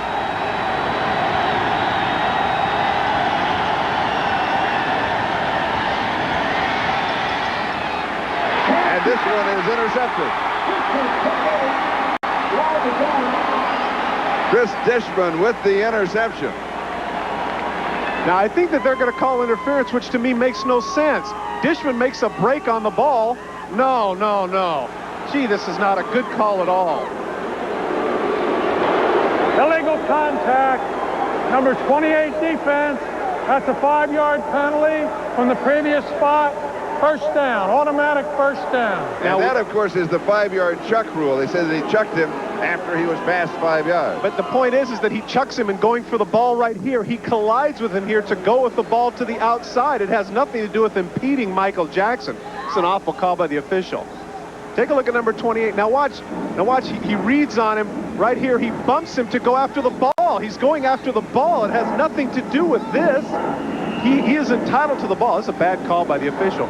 Interesting note, though, with regards to Dishman. Did you notice how he went over to the official? This is a guy who was noted during his years with Glanville as getting all sorts of personal fouls and losing control of himself. That time, very calm. Comes over and said, you made a mistake, and he's right. It's a first down at the 20-yard line. And here is Metcalf. He has a couple of yards, maybe 3 off of the right side. And it'll be second down and long. Al Smith makes the tackle. Al Smith is somebody that's taken a little abuse in the press, and initially by Buddy Ryan. When Buddy Ryan came in, the first thing he said to Al Smith is, "I want you to lose 20 pounds." And of course, for somebody who's a two-time Pro Bowler, you might take umbrage to that, but instead, he worked hard, did what he had to do. He realizes that Michael Barrow, the second-round pick, was hand-picked by Buddy Ryan, but Al Smith continues to do what he does best, and that's make tackles and run them down from sideline to sideline. Houston 16, Cleveland 10. Just over 6 minutes to go in the first half. Here's Metcalf. Nice inside-out move. He has the first down. So now Eric Metcalf making his presence felt. Bubba McDowell finally stops him after 14. Remember practice yesterday? Bubba McDowell was so late getting to practice. Everybody cheered him. They carried him in on his shoulders. Well, he comes when he feels like it, I guess, when you're playing well. As you mentioned, Metcalf with a good inside-out move with a great 4.4 speed to the outside gets him the first down. 37-yard line. Cleveland starting, remember, back at their own 3-yard line. Eric has rushed for 28 yards, and he has that 49-yard touchdown reception on the first offensive play of the game for Cleveland. Oh, nice. What a move by Metcalf. Oh, he's putting on a show. He really is. That's a 2-yard loss. Instead, he makes a 360 move and turns it into nearly a 6-yard gain. Oh, he's exciting to watch. Take a look from the left side. Glenn Montgomery busts in, and he has him right, at least so he thinks. Makes the 360, cuts back to the interior. Smart on the part of Metcalf because he goes back to where the hole is supposed to be. A lot of times runners don't have that savvy. They take off on their own and get losses. Instead, he goes back to where it's supposed to be, gets 6 yards. Montgomery's got to say, he was right here. Where did he go? Phantom. 2nd and 4.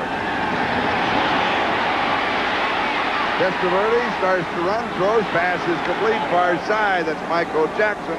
He's got the first down, and Marcus Robertson makes the stop.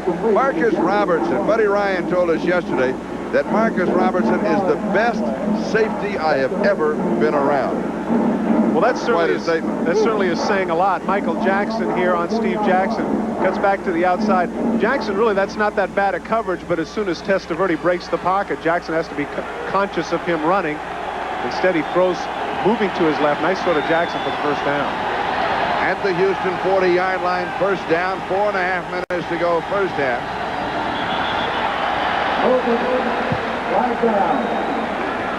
And we've got flags. False start.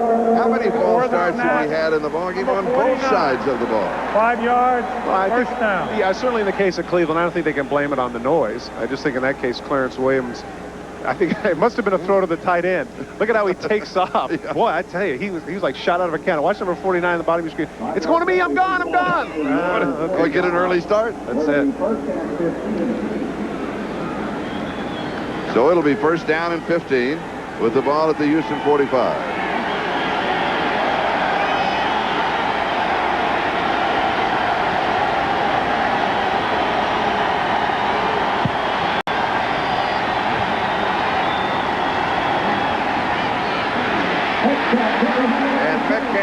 Will lose a couple of yards. Bubba McDowell, the strong safety, was coming, and that's a blitz to stop the run, and it certainly was effective. Remember, the strong safeties for Buddy Ryan have been outstanding players. People like Wes Hopkins, Doug Plank, for whom he invented the 4-6 because that was his jersey number. And I remember Todd Bell and Dave Duerson for the Chicago Bears. Now Bubba McDowell fills that role, but it's interesting. Bubba McDowell, only 6 feet tall, 198 pounds. Not exactly the big safety you'd think, but he can do everything on the football field. Second down and 17.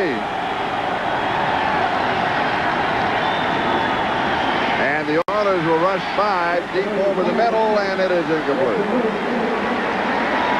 Clarence Williams, the tight end, the intended receiver, Wilbur Marshall, had picked up the coverage. And Testaverde did not like the route he was running. No, he didn't at all. He said, you're supposed to be coming back across the middle. But once again, let's give credit to Wilbur Marshall, torched earlier by Metcalf and by Kinchin on a route that he should have come up with. Right there, Wilbur Marshall, stride for stride with Williams. The Cleveland Browns have converted only 1 of 4 third down opportunities. And this one is not very promising. This is third down and 17. But let's not forget that Matt Stover did hit a 54-yard field goal earlier, so even if they don't get the first down, if they can pick up about 10 here, they'd have a shot at a field goal.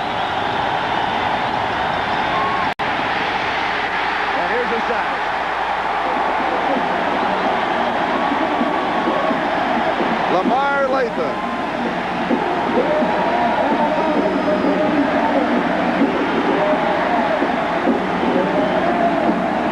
Lamar Lathan doing a little styling there. You see the big pad on his right forearm. He broke that forearm. Here he comes to the left of the screen. That's a mismatch on Brian Kitchen. Look at that. He just runs right over the top of the tight end to make the sack on Testaverde. 2 years ago, 7 sacks, over 100 tackles. They felt he was going to be a Pro Bowl player, but because of that broken right forearm, he's just now getting into the 46 defense. Willie Drury is the return man for the Oilers. Brian Hansen is the kicker. And he gets good catch. Fair catch at the 14-yard line. We have 2 minutes and 48 seconds left to go in the first half. And Houston has the lead 16-10, and following that 39-yard kick and a little styling. We'll be back. The Kansas City Chiefs and the Denver Broncos, a classic matchup at Mile High Stadium. The second half of the doubleheader here today on NBC. And here at the Astrodome, we have 2:48 left to go in the first half. And Houston has a 16-10 lead and the ball at their own 19. Moon throws back to the opposite side. The pass is complete, and there's Ernest Gibbons. And he's got the first down. This is what my dad used to refer to as somebody says a little scamp. That's what Ernest Gibbons is. He's tough. Guy's 5'9", as we mentioned, just barely 170 pounds soaking wet. And in there, instead of making all the funky moves to get open, what does he do? He lowers his shoulder and runs through 2 tackles. Man, you got to like him if you're a quarterback. 14 yards on the play. Houston now, they have thrown for 106 yards. They have rushed for 93 yards here in the first half. Pretty nice balance. They're going to rename it the Run, Run, and Shoot. And speaking of run, run, here is Gary Brown. To the 36-yard line, he'll pick up 7 yards on the play. It'll be second down and 3 as we now have worked our way to the 2-minute warning. Houston 16, Cleveland 10. We'll be back in a moment.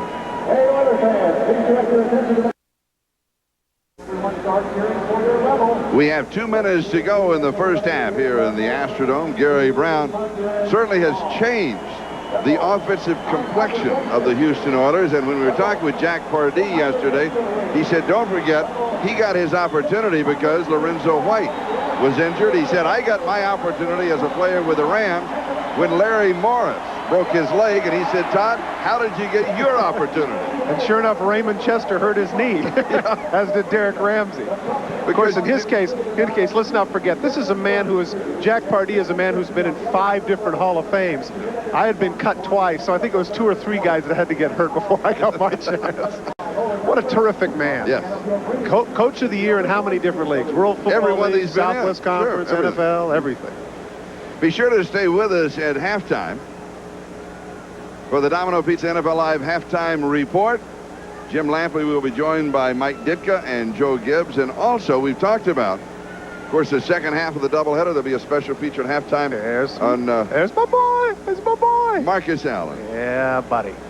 Really one of the nice men. Yeah, but it's really, you know what, Charlie? It's really, really a shame that he just can't play anymore, that he's lost it all. And it's really just sad. Yeah. Sad. Now, in honor of Wayne's World 2, which is out, 13 touchdowns going into today. He's having an awesome year, oh, isn't he? man. Yeah. And what a great guy to have in your clubhouse. I think even Howie Long said that might be the toughest player he's ever played with, and that's saying a lot. Second down and 3. Drops it over the middle to Haywood Jeffries, and it's a first down at the 43-yard line. Caldwell and Moore with the tackle, and the Oilers will now hurry it up. They want to at least find field goal position for Al Del Greco. He is hit from 48 and 49 yards. He's throwing this one away. You could tell by the trajectory of the throw that Warren was out of time, didn't want to waste any more time. And he was just drilling it into the ground at the feet of an intended receiver. So it'll be second down and 10 at the 44. Notice you saw number 87 there just to the left of your screen. Pat Coleman, Webster Slaughter. Evidently the rib has acted up a little bit on him, because certainly in this 2-minute warning situation, you would think the Webster Slaughter would be out there. Evidently he's in some pain. He has 2 receptions in the first half. His total for the year now is 76. He is going after that elusive 100 receptions. He wants to become the 7th man in NFL history. And ironically, 2 of the 6 that have done it are Houston Oilers, Charlie Hennigan and Haywood Jeffries. And Warren Moon is sacked. Defense led by Rob Burnett. That is the 36th sack for the Cleveland Browns. Clay Matthews had a piece of it last week. Cleveland had 9 sacks in the game against New Orleans. 9 sacks. Well, it finally just broke down. Look at the push in the middle that came with the loop. Doug Dawson can't contain, and there it is. Number 90. In this case, that was Rob Burnett, who comes in, makes the sack. That's his 8.5 now sacks on the year for Burnett. And Cleveland takes a timeout. They'll stop the clock now with 1:29 left to go in the half. And Houston facing a 3rd and 23. Well, that was a big. So Cleveland wants one more opportunity on offense. Yeah, that was a big sack for them, because now they'll more than likely hand to Gary Brown, you know, just to make the clock run, punt, and then Cleveland will have an opportunity to get into field goal range. And of course, now they're buoyed by the fact that Stover hit that 53-yarder earlier, knowing that they don't have to go quite as far to get in range. Cleveland is now out of timeouts. Houston has 2 timeouts remaining. And the line of scrimmage is just shy of the 32-yard line. It'll be 3rd down and 23. Houston 16, Cleveland 10. Again, Houston atop the AFC Central. Their record is 8-4. They've won 7 in a row. Cleveland 6-6. And they need the victory to stay in the chase.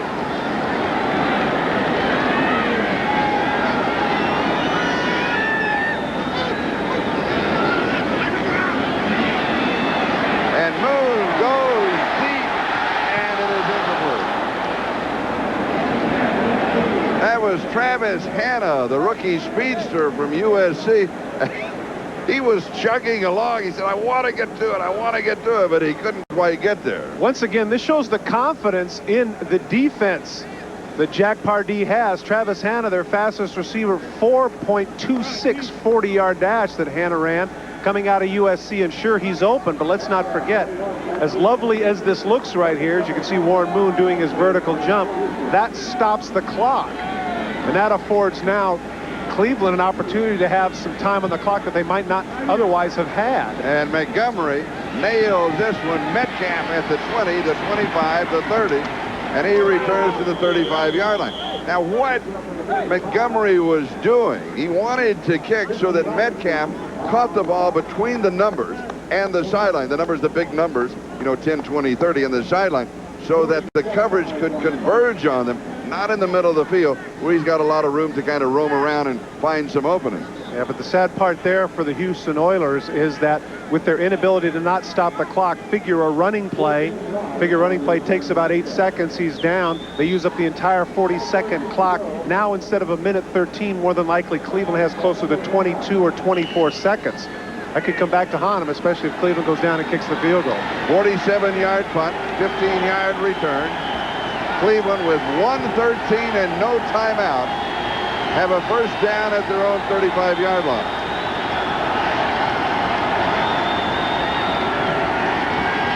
Houston blitzing, and the pass is to the near side, and it is caught at the 40. No, one of the officials said yes, the other said no, said he trapped it. The official looking back into the catch said no. Michael Jackson, the intended receiver. Dishman had the coverage. There's the time remaining, 1:06. Watch underneath the hands. There's Jackson. Does the ball come out? Sure does. You can just see it. It just comes out there at the 45-yard line, and he drags it in, the official on top of it. Second down and 10.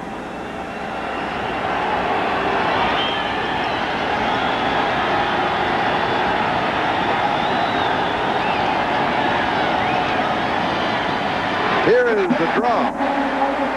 I'm a bit surprised by that call. You're out of timeout. Metcalf gets the call, and Montgomery wraps him up immediately. And it's going to be third down and 10.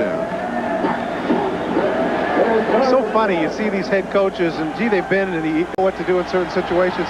But also they do strange things like this. Here comes the pressure. Testaverde has a man. He hits him. 30-yard line, 25. Inside the 25 is Keenan McCardle of UNLV.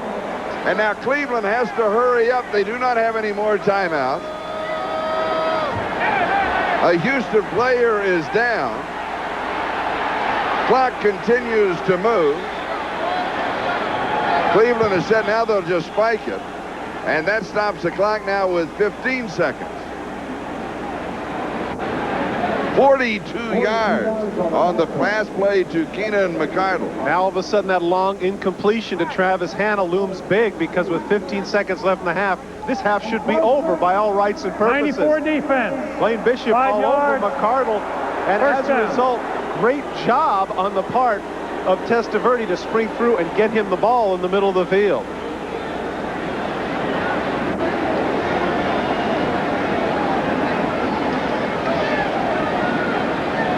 Now the Houston defense has to be aware of the fact that right now they have to throw into the end zone. Any play in the middle, Chris Dishman right there, that's a veteran move, trying to stall him, trying to stall number 87. Now somebody else goes after him. Dishman saying, hey, what's the deal? Come on, call it on them. The penalty against the Oilers takes the ball to the 18-yard line. Now, if the Oilers are smart here, they back up into the end zone. Don't take any chances, because that's the only place they can go without the clock running out. Little swing right side Metcalf. And he is inside the 5-yard line to the 3-yard line. Problem is, he didn't get out of bounds, and the half is going to end. It's over. It's over. Boy, that was not smart. Metcalf did not get out of bounds.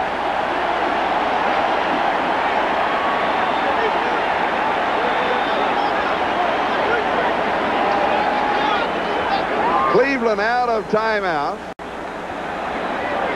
Metcalf does not get out of bounds. Where's it? Oh, right there. That's a bad cut on the part of Metcalf. We welcome you to our NFL Live halftime report. We'll get you up to date on scores of all of the early games being played in the NFL today. Before we get started, a comment from Joe Gibbs and Mike Ditka about the play which ended the first half. Who's at fault, Joe? Well, I tell you what, I'm nervous with 15 seconds to go throwing the ball anywhere, but then it was thrown to the right place on the sideline.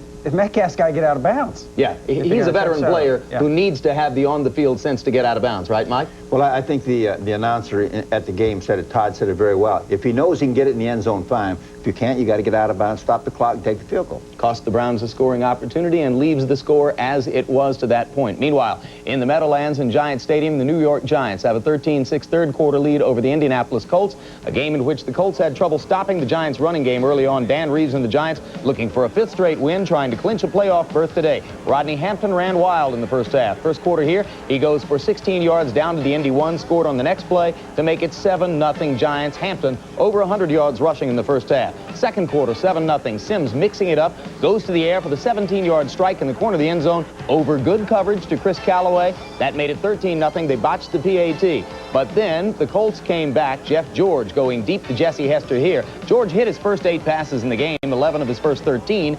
This one good for 58 yards to Hester down to the 13. Set up Biasucci's first field goal from 22 yards. He later kicked a second one to narrow the margin to 13-6. Mike, it appeared at first that the Giants were simply going to run him out of the stadium. Well, Dan's not going to change. His game is to run the football. He's got good running backs. He's got a great offensive line. Then he'll use Sims where he has to throw the football. But his job is to establish the run, and if it's working that well, he'll just keep it up all day. Giants with that big offensive line want to wear the opposition down, Joe? Yeah, it doesn't look like a Denver team, Dan Reeves team. It looks like the old team. Run the football, precise pass by Sims. And let me say this, Pat and I were on the streets in New York last night. It was cold and windy. That all reminds me of New York. Bad place to play. And Indianapolis, of course, a dome team coming into those forbidding conditions in the Meadowlands today. Meanwhile, the Tampa Bay Buccaneers got an early 10-0 lead against the Chicago Bears. Bears have since come back to tie the game in the third quarter at 10-10. Jim Harbaugh bruised his right hand on the last play of the first half, has for the moment been replaced by P.T. Willis for the Bears.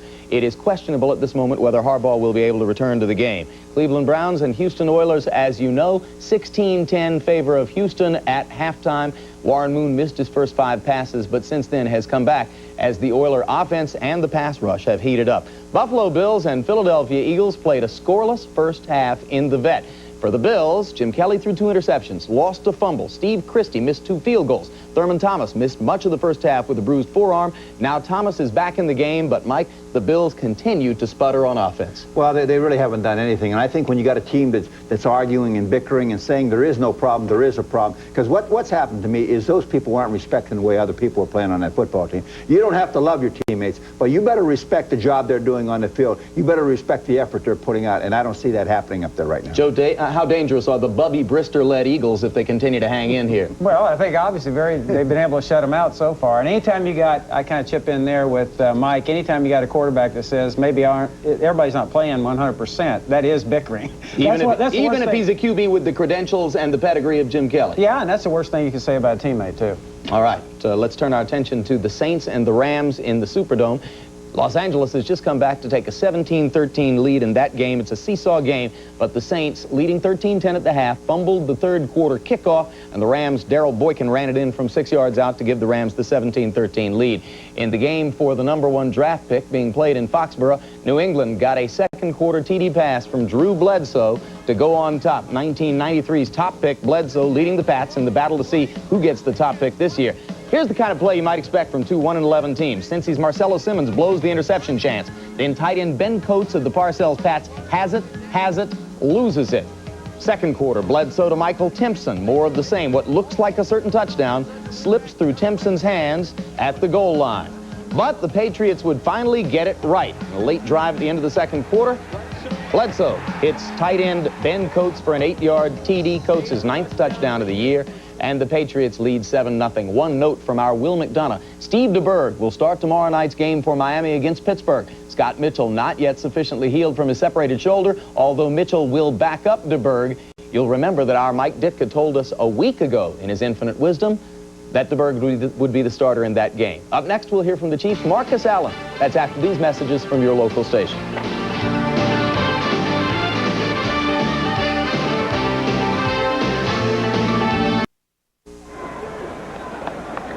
Welcome back to the Astrodome in Houston, Texas. As we get set to start the second half, Houston out in front of Cleveland by a score of 16. We're waving to George Bush. We're going to see if we can get him to come down. President. Make a comment. Well, come on. Would you come on down? Come on down. Talk about the game a little bit. Yes. All right. While we're getting everything organized here, we will take a look at the official statistics in the first half. These are the Coors Light halftime stats. Now come and take my chair. Hi, George. Charlie Jones. Nice to see you. I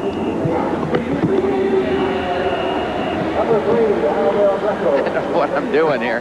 Well, we have President Bush. It's nice to... Do you have a favorite? In this ball game? In this ball game, yes. Well, I had to tell Art Modell I got one. It's Houston. Yeah. And what was Art's reaction? He understands. He does. He's an old friend, though. He is, though. Good to see you. It's nice to see you again. Do you come often to the games here? Yeah, we got some season seats and come down here. This is my third, but I've been traveling a lot, but our third home game. Where have you been to? Well, all over, around the world trip. Hong Kong, Taiwan, China, England, Sweden, you name it. Are you enjoying yourself? Yes, I am. I'm out of politics. In fact, this is the only interview I've done. I'm out of the media bit, but this isn't politics. No, this doesn't get. We kind of grabbed you in the hallway and pulled you. Yeah. We appreciate you for stopping by. Good to see you. Nice to see you. Good luck. Thanks so much. Enjoy your broadcast. Thank you very much. Thank you. Now we'll get back to the football game. Cleveland with a first down at their own 20-yard line after the kickoff that you saw went into the end zone. That was kind of nice. For you? Yeah, for you. I thought I was out of a job. I think you almost were. It's dropped. Michael Jackson right in his hands, and he drops it. Oh, Testaverde, he's got... That just shake your head. You can't throw it any better than that. Well, it's a little bit behind him, but right there, okay. Cruz, come back, make the catch right through his arms. That's awful. Just awful. Steve Jackson is lucky there. Got burned deep again. Look at the hit he takes from Sean Jones right at the end of the play. Just gets it off. Pow. Frustration on the part of Testaverde. Thought he had a big play.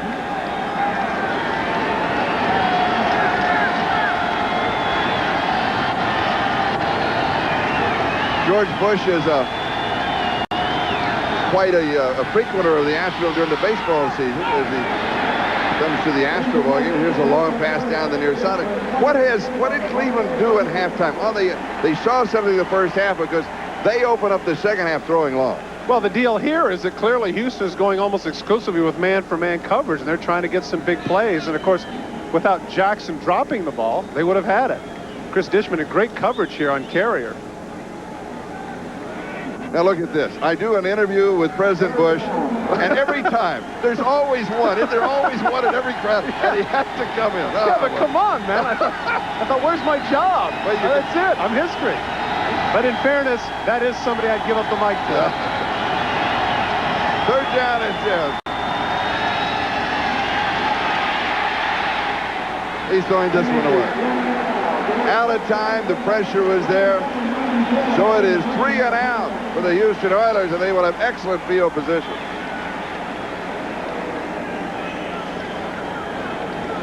Well, I'm going to tell my friends now. Marcus Robertson is out for the year. We were just handed this information. He has a ruptured tendon. A ruptured patella tendon, that's in the knee. Oh, that's just awful. Ooh. What a great year he was having, too. Second in the NFL interceptions, leading the Oilers.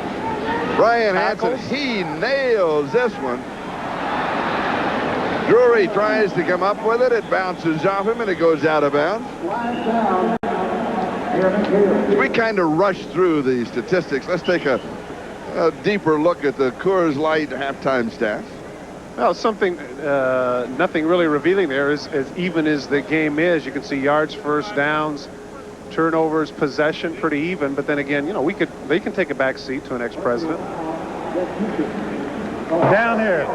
Take it back 15 yards. Right, 15 yards, or half the distance. A couple of flags. Personal back foul. at the 42. Number 48 on the receiving team after the play was over. That's on John Half the Henry distance Mills. to the goal line, first down. That punt by Brian Hansen, good for 53 yards. And now you also tack on 14 yards, so that's a 67-yard punt in effect, change of possession. The Oilers thinking that they had at least decent field position at the 28. Now they're going to be at about right at about the 14-yard line. John Henry Mills, the one tight end on the roster, maybe trying a little bit too hard to impress his coaches. So Houston on offense at their own 13-yard line for the first time in the second half. And the Oilers lead by 6, 16-10. Cleveland with a golden opportunity at the end of the first half. Here's a 360 move by Gary Brown, and he is going to pick up maybe a yard. That's going to be it. But when Eric Metcalf did not get out of bounds inside of the 5-yard line, the clock continued to move, and it went all the way to halftime. A couple of people, costly mistake. I was going to say, a couple of people went brain dead there at the end of the first half. Not just the fact that, you know, we look at Eric Metcalf, it's very hard to tell somebody like that, look, don't go for the end zone in this case. That's what you're geared to do. That's what you want to do. But look, we only have 15 seconds, so unless you've got the touchdown, don't do it. In that case, he thought he could get it, and it didn't happen. Second down and 9. Boom throws, pass is incomplete.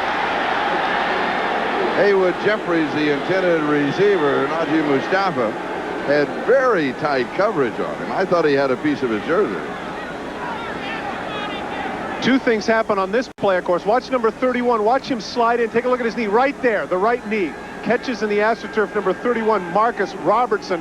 The reason we're showing that, besides the fact that we showed Metcalf's mistake by staying in bounds, is that is where Robertson ruptured his patella tendon, and now we find out that he is out for the season. That's a big loss for the Oilers. Third down and long.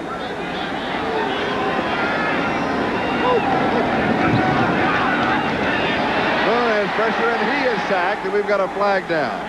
Flag at the 11-yard line, dropped by a linesman on the near side. Anthony Pleasant gets credit for the sack. I think they were trying to set up a screen. No foul. No foul on the play. No foul.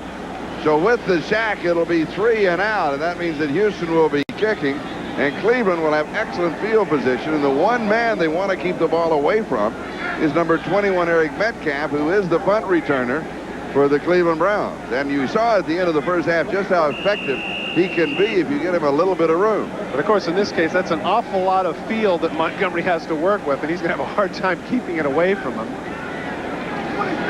kicking from his own end zone.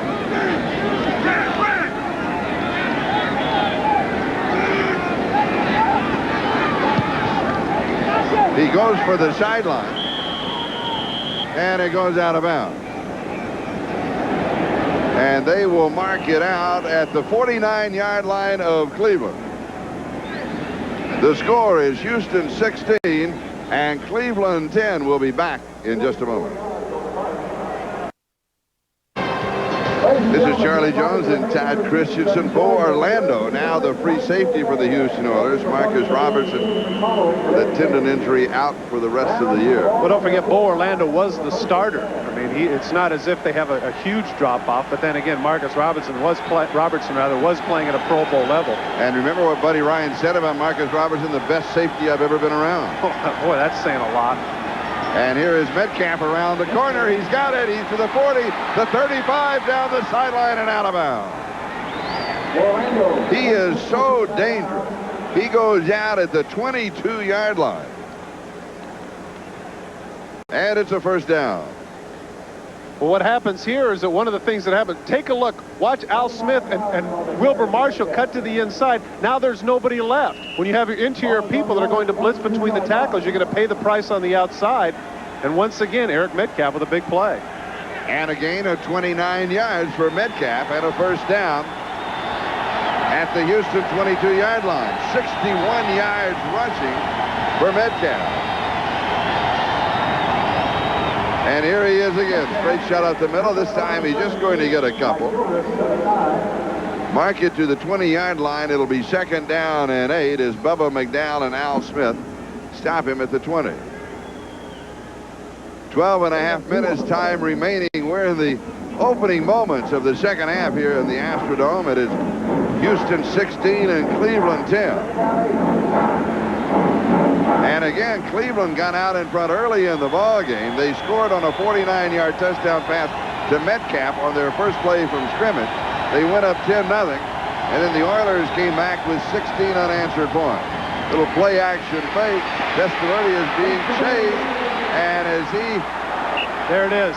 There it is. Finally as he starts to be pulled down, he throws it away, and there's the referee right behind him nodding okay, because that's the new rule. He is outside of the tackles. Let's go to New York for an update. And check out the brewing shocker in Philadelphia, Charlie. Bubby Brister fires to Calvin Williams in the third quarter from 19 yards out. It is 7-0 Philadelphia. Steve Christie has missed another Buffalo field goal. The offense continues to sputter. The Bills are in trouble. 7-0 Eagles in the fourth. Back to Charlie and Todd. All right, thank you, Jim. Here it is Houston 16, Cleveland 10. And Cleveland with a third down and long, trying to get back into this ball game. Testaverde stands in, fires, pass is incomplete, and the flag is down. Mark Carrier, the intended receiver, and he went down, and flags came flying from every direction. Well, the thing that's a shame on this play, Charlie, is that Steve Jackson is going to get called for it. But even if Carrier would have come up with a catch, he would have been 3 yards short. Once again, you know, the presence on the field. We mentioned with regards to Metcalf, too often people assume that quarterbacks or middle linebackers, the leaders, are the only ones. Defensive pass interference, number 24. First down. Jackson, first down. They think that they're the only ones that should know what's happening on the field. But take a look here underneath. You're going to see he shoves Carrier to the right of your screen. But look at how close he is. Even if he makes the catch right there, they need to get to the 13-yard line for the first down. So let him make the catch, make the tackle, force him to kick the field goal. In this case, Jackson, not really good field presence. The ball at the 16-yard line, and it is first down.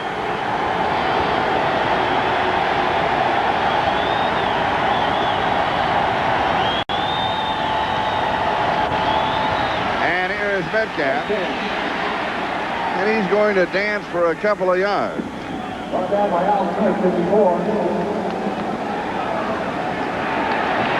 Metcalf now has been involved in 144 yards, and that is returning and rushing and receiving for the Cleveland Browns.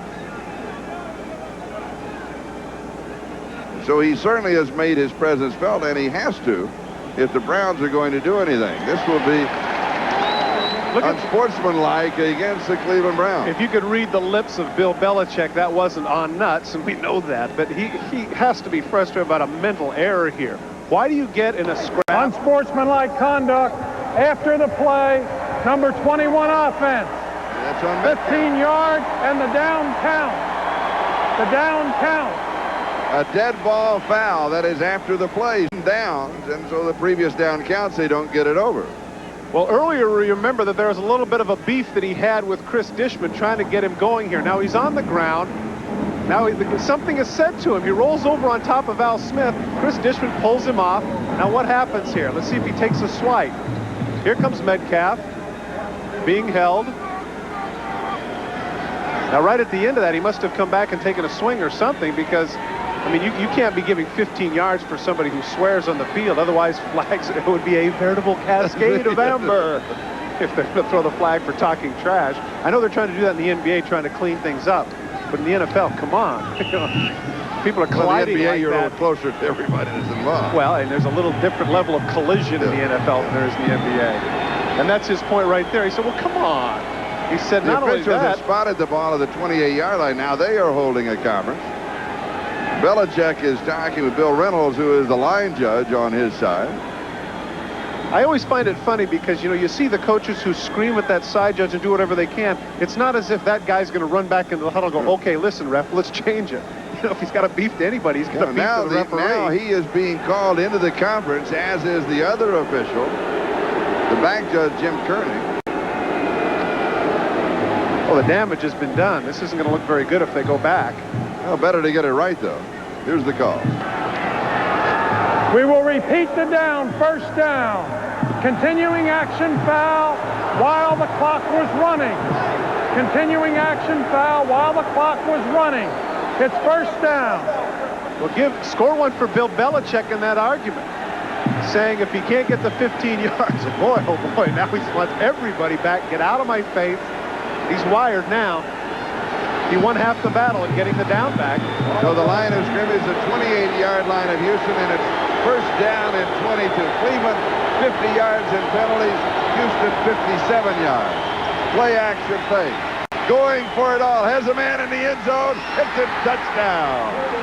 Mark Carrier. And the game is tied with the extra point to come. 28 yards on the touchdown pass to Carrier. Great protection and good play action fake. Look at the time that Testaverde has to throw completely across the field to Carrier. Watch right at the end. Bubba McDowell almost makes the play. Is this a game of inches or what? Right there, look at the hand. Oh, just misses the ball. Good concentration on the part of Carrier. Number 3, Stover in for the extra point attempt. Matt Stover to break the tie.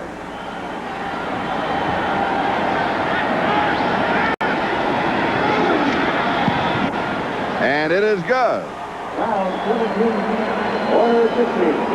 And for the second time in the ball game, the Cleveland Browns lead the Houston Oilers. The score now is 17-16 Cleveland. Back for the kickoff.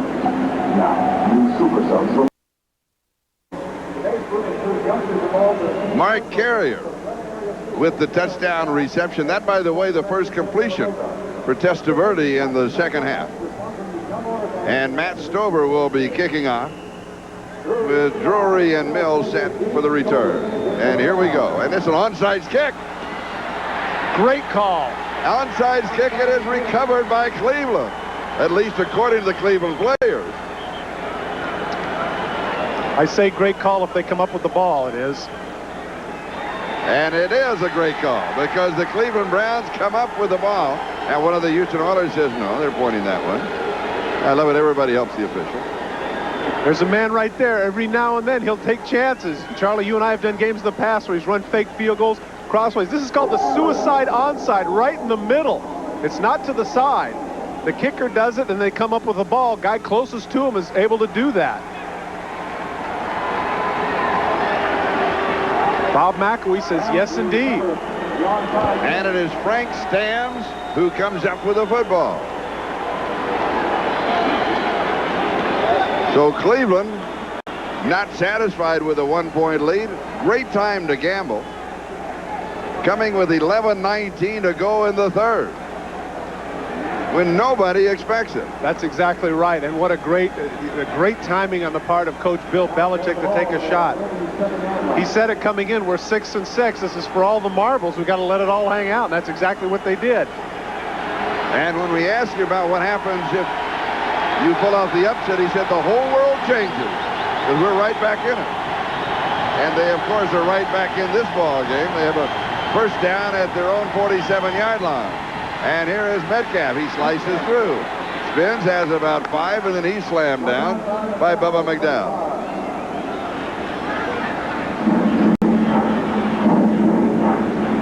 So it'll be second down. And 5 yards to go, and Glenn Montgomery is the injured player for the Houston Oilers. Now, they've already lost Marcus Robertson for the rest of the year.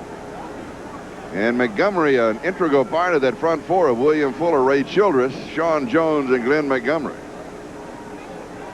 He has been bothered by a bit of a knee injury over the last couple of weeks. Let's see what happened. He's number 94. Over the left guard, see how his legs sometimes get tangled up? He's in pursuit trying to make the tackle. He slides off right there. Turp catches his left leg a little bit. Looks like he might have pulled his hamstring. The Houston Oilers would like to recognize the special group of fourth graders from elementary school. Clock is stopped with 10:59. That is the time remaining. We're in the third quarter. Don't forget to stay with us, because right after this ball game, the second half of the doubleheader. But first, we'll step aside. We'll be back in a moment. Let me finish my thought on the second half of the doubleheader. Mile High Stadium, the Kansas City Chiefs and the Denver Broncos down. And you mentioned, how long has it been since Kansas City defeated Denver in Denver? 1982 was the last time that happened. Players like Bill Kinney, Carlos Carson, Mike Williams, Art Still. It was a while ago. Second down and 5. Cleveland out in front of Houston, 17-16.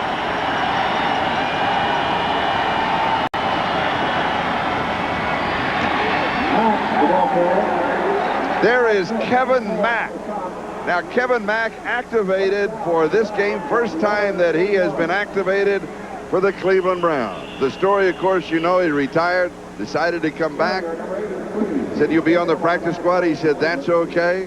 And remember the game here. He, in fact, carried on his back the Cleveland Browns to the win several years ago. You talked about it in the pregame show. It is a great story. Of course, he had some problems with the law the last couple of years. Art Modell took care of him where that was concerned. He retired during training camp because he said to himself, you know, I just can't do it anymore. Changed his mind, came back. As a result of coming back, of course, it cost him a chunk of salary. You're absolutely right. The entire year he has been on the practice squad. And let me tell you from experience, that's kind of like, that's lower than whale, you know what. I mean, that's where you go out and you have to practice and do everybody else's plays. And for somebody, as you mentioned, who's a 2-time Pro Bowler, that was a tough pill to swallow, but he did it. It was interesting. I noticed that when they handed the ball to him and he ran, the entire sidelines was jumping up and down and throwing their arms excited for Kevin Mack. And he did pick up the first down to the 41-yard line. Mark Carrier, who had the touchdown reception, is the injured player. And this is the only look that we have. Here he is in motion at the top of the screen. Then he just cuts down underneath, laying a block. Oh, and you can see. Well, he went for the cut block, and Eddie Robinson, I think he got his legs tangled up a little bit. He's all right, though. The line of scrimmage, the 41-yard line of Houston. And Cleveland has a first down. They lead by 1 with a lot of time remaining. 10:20 and counting. We're in the third quarter.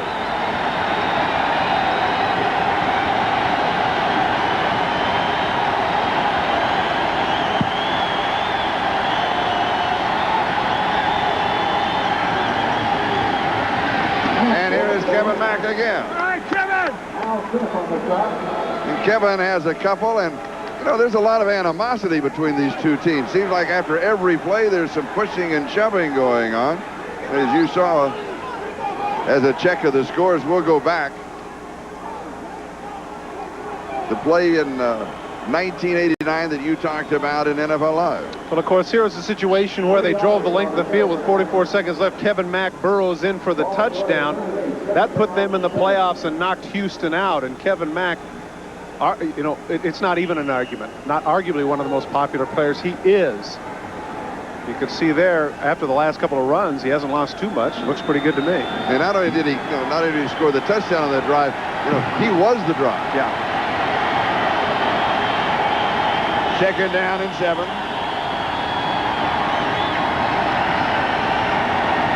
Here he is again. Starts right. Gets around the corner. He's going to come up shy of the first down by a couple of yards. Bo Orlando finally takes him out.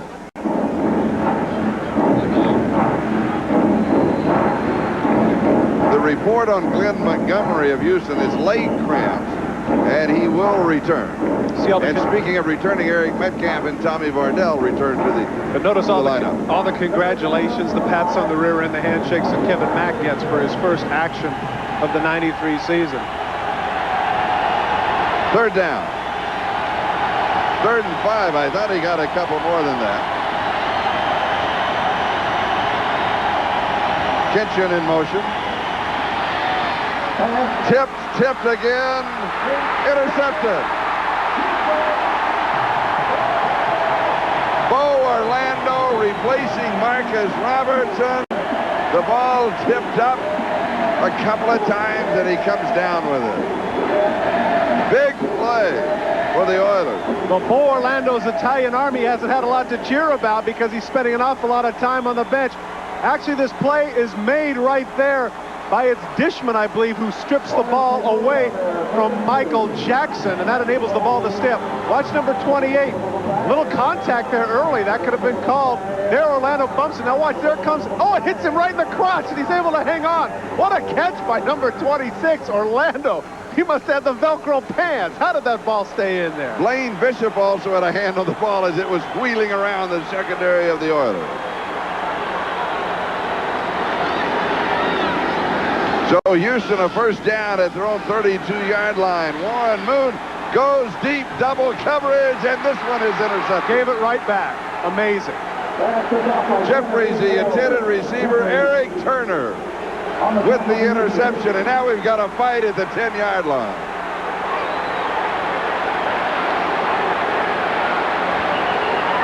Jeffries and Moore are going after it. Well, this now everybody's starting to get into it. Now, this is something that was started in the press during the papers. Eric Turner and Haywood Jeffries, there's absolutely no love lost whatsoever between these two. Jeffries claims that he's a cheap shot artist, and Eric Turner, in turn, thinks that Jeffries is somebody that runs his mouth a little bit too much.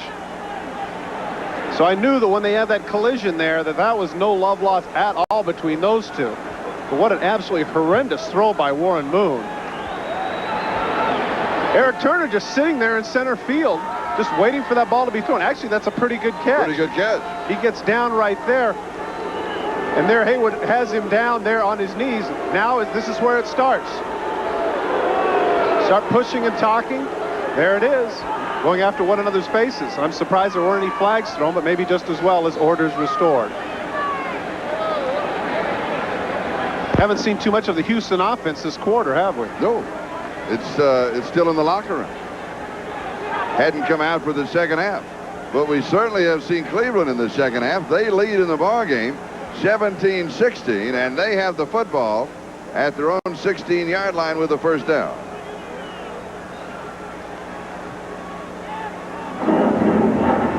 And now the Cleveland Browns are being called to the near sideline by their coaching staff. The Oilers stay in the middle of the playing field. Clock is stopped with 8:20. And I'm sure that Bill Belichick is saying, in reality, don't lose your cool. We have an opportunity to win the ball game. We've got to have the victory. Go back to playing football. I wish my dad was with me, because as a speech pathologist, my father is great at reading lips. I think that was part of it, but I think the other part of it is, look, you've taken their best shot. They've tried to intimidate you. They've tried to knock you off their game. We're up by a point, and we've got the ball now. So not only let's keep our composure, let's stick it to them. Somewhere in what we both said is what Bill Belichick said. Probably not quite as eloquent as we did, but I imagine that he got the point across. One thing I'm sure he didn't say is when they huddled up, he says, hey, did you see George Bush was up in the booth with Charlie? That's right. And Todd gave him the microphone. That's right. Can you believe that? That's the big surprise. Now the crowd really in the game. Knocked away. Al Smith with the play, catching the intended receiver. It'll be 2nd down and 10. And Lee Williams, the man who replaced Glenn Montgomery, was right in Vinny Testaverde's face. Very fortunate to get this ball back. Look at the pass rush. Deep drop by Testaverde. Watch from the right of your screen. Here comes number 79 and number 97 and Sean Jones. Al Smith almost coming up with the interception.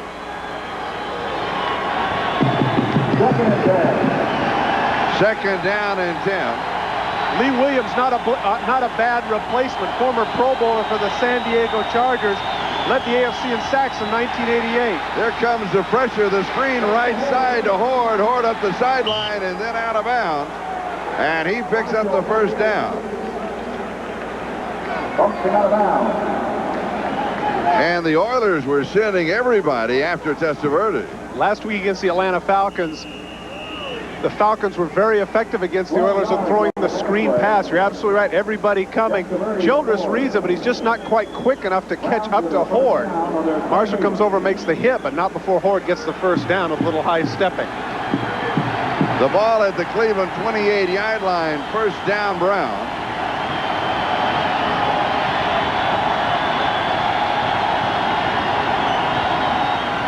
And here is Metcalf as he slices through, keeps going. Not a lot of room there, and he gets all the way to the 30-yard line. So he'll pick up, rather to the 35-yard line, so he picks up 7. It'll be 2nd down and 3 as Bubba McDowell makes the tackle.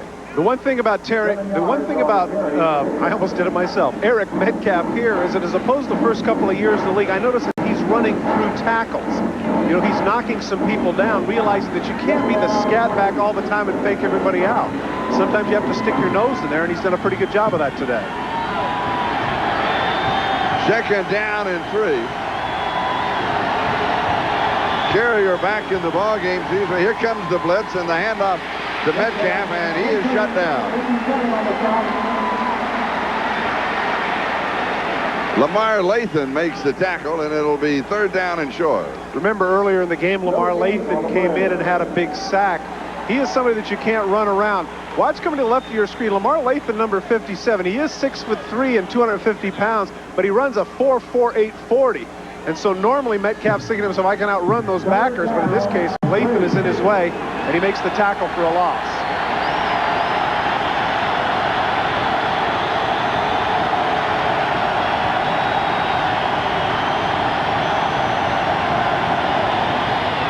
Here is Metcalf around the corner. This will be close. He is hit before he picks up the 1st down by Bubba McDowell. He bends him back, and he may not pick up the 1st down. I tell you what, Charlie, he got a very, very generous spot. Oh, he did. That was a very generous spot. I don't think he got quite that far. We get a chance to see it again. Let's see where his feet are stopped in terms of the yards.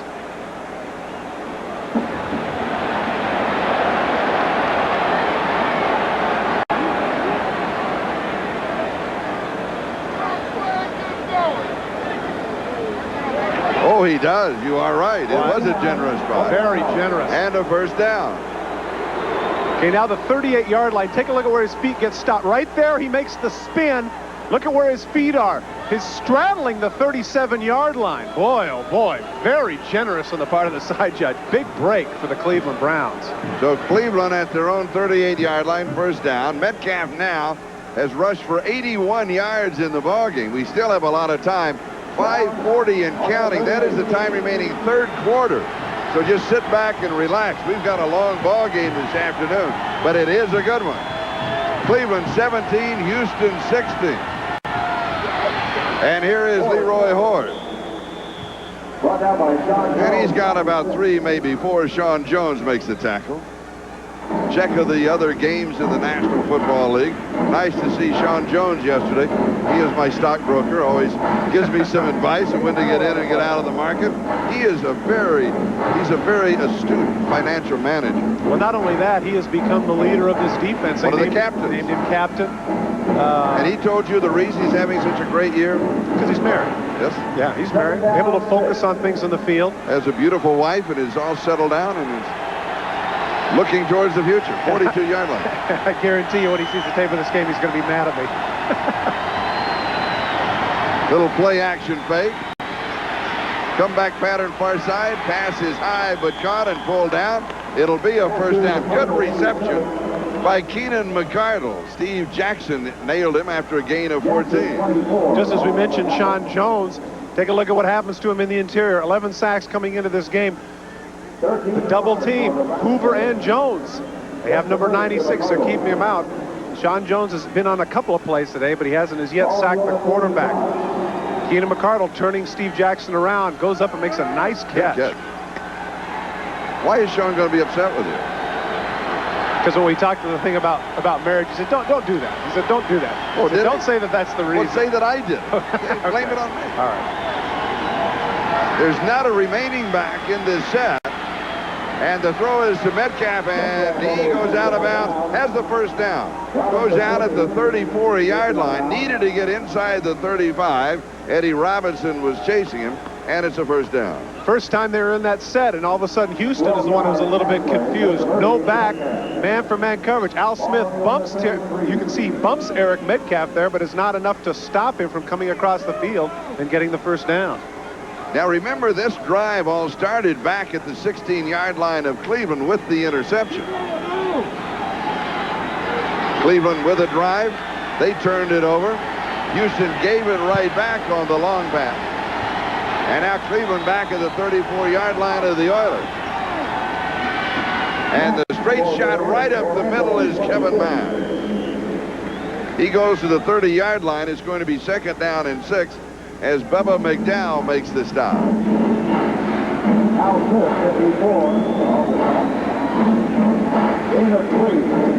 Well, for somebody who's been spending all his time on the practice field, they're sure giving Kevin Mack an opportunity to do something. What a difference it makes in the second half in terms of yardage, huh? Look at that, Houston -7, their total offense in the second half.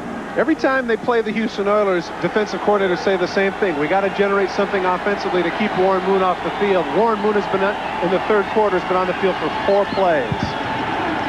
Kevin Mack, flag is down on the near side. Bill Reynolds, the line judge, dropping the flag. And he signals offsides against the Houston Oilers. On the sidelines, taking a breather, his replacement Keith McCants comes in and immediately jumps off sides.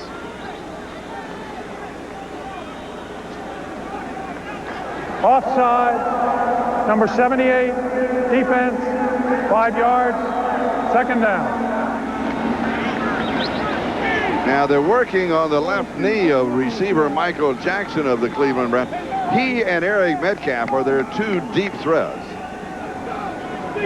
Interestingly, on the other side of the field, Charlie, Sean Jones took a rest and came back on the field. There's McCants. Okay, that was the one play. Now get off.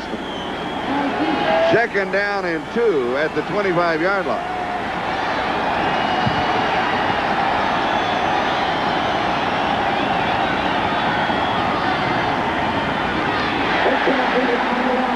And the Oilers were waiting for Eric Metcalf, led by Eddie Robinson.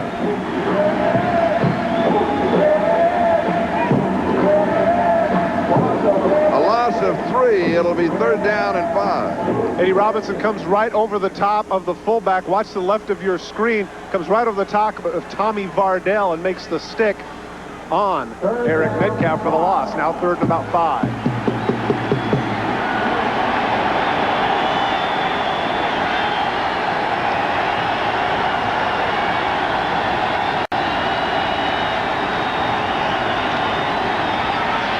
On the draw, Metcalf just back maybe to the line of scrimmage. That's going to be it, and the field goal team will come out. And what a play by Ray Childress, Charlie. Ray Childress was on the ground when he makes that tackle. Number 79 had been blocked. He was on the ground and is able to reach out and get the ankle of Terry Metcalf. Watch number 79 in the middle of your screen. He's going to be on the ground, laying on the ground. There's 79 right there, laying on the ground. Look at him. He reaches out and gets a hold of the leg of Metcalf. What a great play by Ray Childress. A 46-yard field goal attempt by Matt Stover. It drifts to the right side. It is no good. So Stover misses from 46 yards away, and the score remains Cleveland 17, Houston 16. The Oilers have the ball when we come back. Brian Hansen makes a nice catch. Take a look where the snap is. It's a little bit low, but Hansen makes a pretty good recovery to get the ball up, but it throws off the timing of the kicker just a little bit. And so as a result, he pushes it to the right. The snapper in this case is Brian Kinchin, and Brian Kinchin is the starting tight end. And I can tell you from personal experience, Charlie, because I started at tight end and snap for punts. That's hard to do when you've been running routes the whole game, to come in and do that. Warren Moon comes back to the right side, and he's going to pick up the first down. That is only the fifth, count it, 1, 2, 3, 4, 5. Fifth offensive play for Houston in the second half. Cleveland has 23. Houston has had the ball a minute and 21 seconds prior to that snap. Cleveland has had the ball almost 13 minutes, 12 minutes and 54 seconds. Nice catch there by Gary Wellman, and once again, Webster Slaughter is not in the game. I was told at halftime that it wasn't any big deal that he wasn't injured, but right now, it might have got cold, you know, as you mentioned, standing on the sidelines for all that time. And a first down for Houston. And Moon goes deep, has a man, and is dropped. And it's Gary Wellman who drops the ball. And with that play, the third quarter comes to a close. Cleveland 17, Houston 16. We'll be right back after these messages from your local station. One of the reasons Gary Wellman drops this ball is because, like the outfielder who tries to find the ball after he runs, watch right now he looks instead of running to the spot. Now see, as he's running side saddle instead of running straight ahead, that puts your body at somewhat of an awkward angle, and that's one of the reasons why I think he dropped the ball. Second down and 10 for Houston. The ball at their own 40-yard line. Gary Brown gets the call. One thing you might want to factor into it, I know that baseball players indoors, outfielders who like to run to the spot and then go and pick up the ball, particularly here when you look at the roof of the Astrodome, it's hard to pick up. They will follow the ball rather than, as they go to the spot, because they look up, because it's hard to pick up. Now, obviously harder to pick up a baseball than a football. Perhaps you factor that into it. But the bottom line is Warren Moon, a great pass, and he dropped it. Yeah, I was going to say, Gary Wellman appreciates your providing an excuse, but he still should have come up with it. You're right. Third down and 6.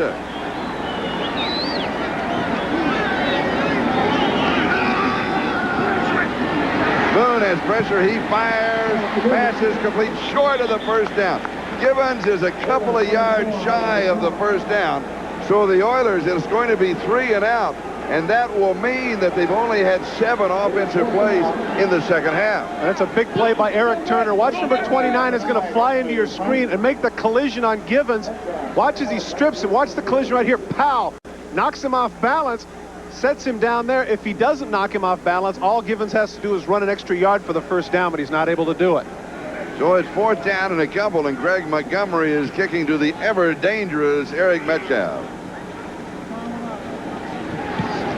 Good kick.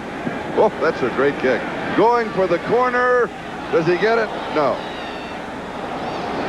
He came ever so close to getting the coffin corner, but it'll be a touchback, and they'll bring it out to the 20-yard line. 52 yards on the kick, and tonight NBC has a blockbuster twin bill. First at 7, 6 Central, Blast into the Future with George Jetson and his family on the network premiere of The Jetsons. That's one of my favorites. You like that one, don't you? Hey, I fell in love with Judy when I was a kid. Oh, but look, this is it. E.T., the most beloved movie of all time from Steven Spielberg.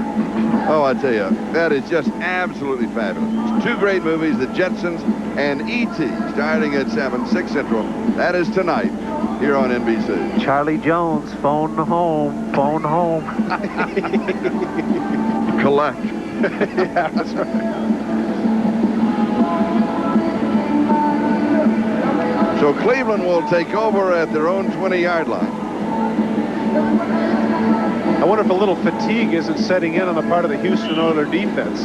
As you mentioned. But what about on the Cleveland Brown offense? Nah, it doesn't work that way. Doesn't work that way? No. I don't know why, but it doesn't. Cleveland a first down at their own 20-yard line.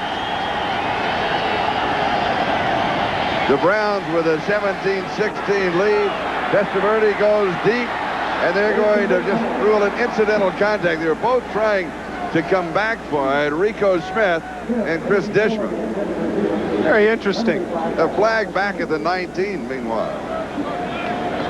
A couple of years ago, Chris Dishman had an unbelievable all-pro year where he had a turnover in 7 straight games. This year, he might be playing his best football. Number 62 offense.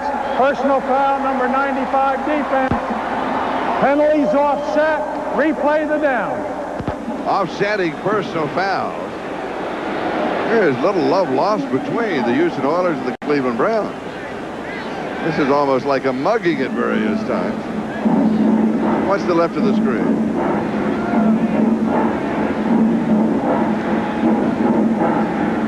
Oh, went for the eye poke. William Fuller. Did you see that? Yeah. Took the forefinger and went for the eye poke. Whoop, whoop, whoop, whoop, whoop.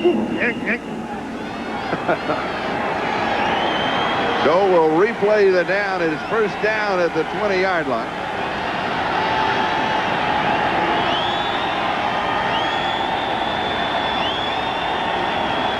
Testaverde to throw. Swings it off. It is dropped. Tommy Vardell, it was right in his hand. Well, Tommy Vardell has been a real non-factor today, except for as a lead blocker from time to time. He only has 2 carries for 4 yards and has yet to catch a pass. I don't think this is what they envisioned 2 years ago when they drafted him in the first round out of Stanford as touchdown Tommy Vardell. But right now, his role has been as a lead blocker for Kevin Mack and Eric Metcalf. Second down and 10.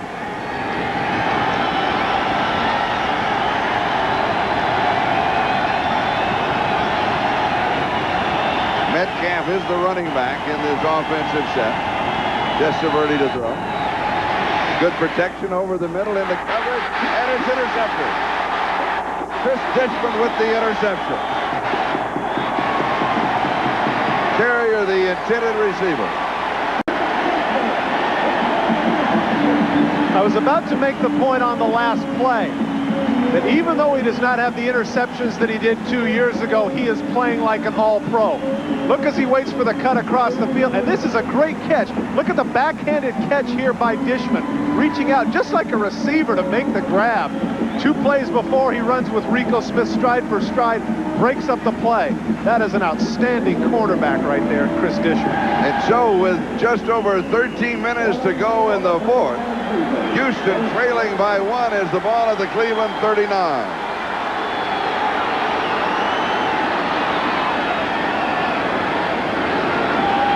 And Gary Brown is the ball carrier. And they will string him all the way to the Cleveland sideline. He may get a yard out of it, if that. Randy Hilliard and Rob Burnett make the play for the Cleveland Browns. Browns have really looked good in this ball game. Well, it makes a big difference, too, when your defense has been able to sit for so long. Not too many people on the defensive end are very tired. That interception by Chris Dishman, that is his 5th on the year, but he has now interceptions in 4 consecutive games. Which may help to explain why they don't throw much to his side, instead preferring to pick on Steve Jackson. Second down and 9.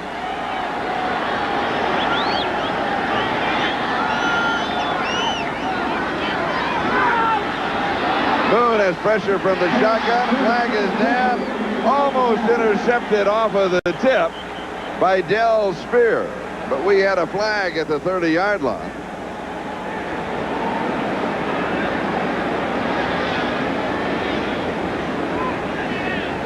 Pass interference against the Cleveland Browns, or an illegal chuck. Illegal use of the hand. Number 24 defense. That's a 5-yard penalty from the previous spot. Automatic first down. On Terry Taylor. And that's a chuck outside of 5 yards. Haywood Jeffries, it's just not his day. This is a great throw. How much better can it get than that? That's between the 8 and the 4. I dare say that maybe he is a little bit intimidated by Eric Turner and the safeties, Eric Turner and Steve Von Moore, because that's about the third ball that he's dropped today. And with the penalty, the ball goes to the 33-yard line of Cleveland. We didn't have a shot of the foul. So spot the ball at the 33 and a first down. Just over 12 and a half minutes to go in the ball game. Cleveland leads by 1, 17-16. And Moon down the sideline, incomplete. And a flag is down. Gibbons, the intended receiver, and Terry Taylor was trying to pin him against the sideline.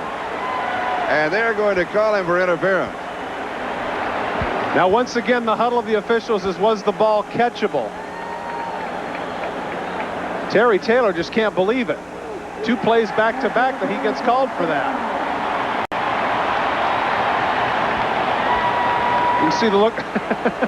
Please don't. Well, Pass interference, 24 defense, first down. Here's Taylor on Gibbons, cuts to the outside. He knows where he's going now. Now he runs, sprints, cuts him off, now takes a look. You can't call that. You just can't call that. Call. That's awful. That is a terrible call. You can't call that. No. Absolutely can't. No. Webster Slaughter now in street clothes. Evidently the ribs were more painful than he thought. He appreciates that call because it certainly benefits his team, but Webster, I got to tell you, was lousy. And with the penalty, back-to-back penalties, now the 13-yard line and it's first down.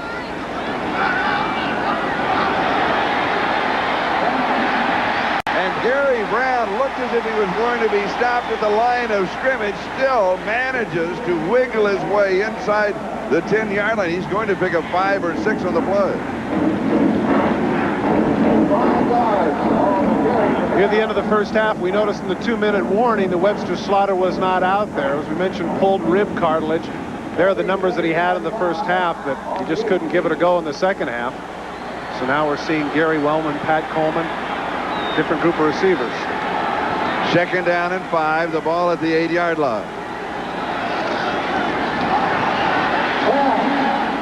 Brown spins his way to the 5. This is going to be an interesting call here. You know what? I'd give it to Gary Brown again, because here it is 3rd and 2. They're going to come in with their group to prevent the pass. I like giving him the ball here. And he has rushed for 89 yards in the ball game.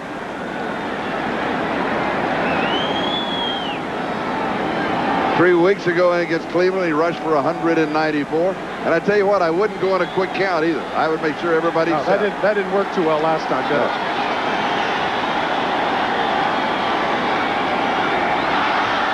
A fumble on the exchange from center. And Houston has recovered the fumble. Well, they're lucky to get that back. And they will go now with a field goal attempt on 4th down.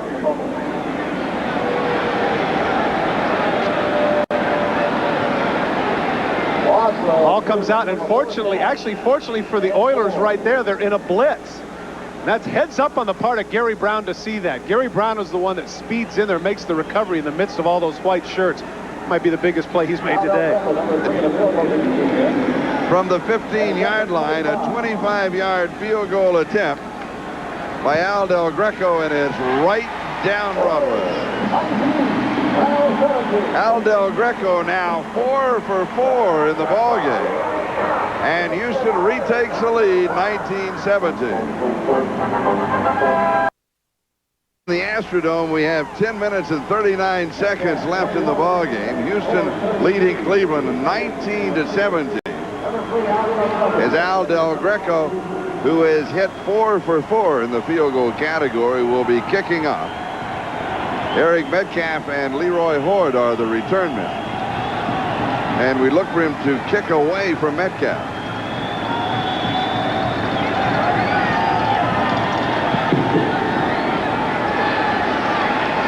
And here is Horde at the goal line, and he is to the 10, the 15, 20, nice return, 26 yards on the return.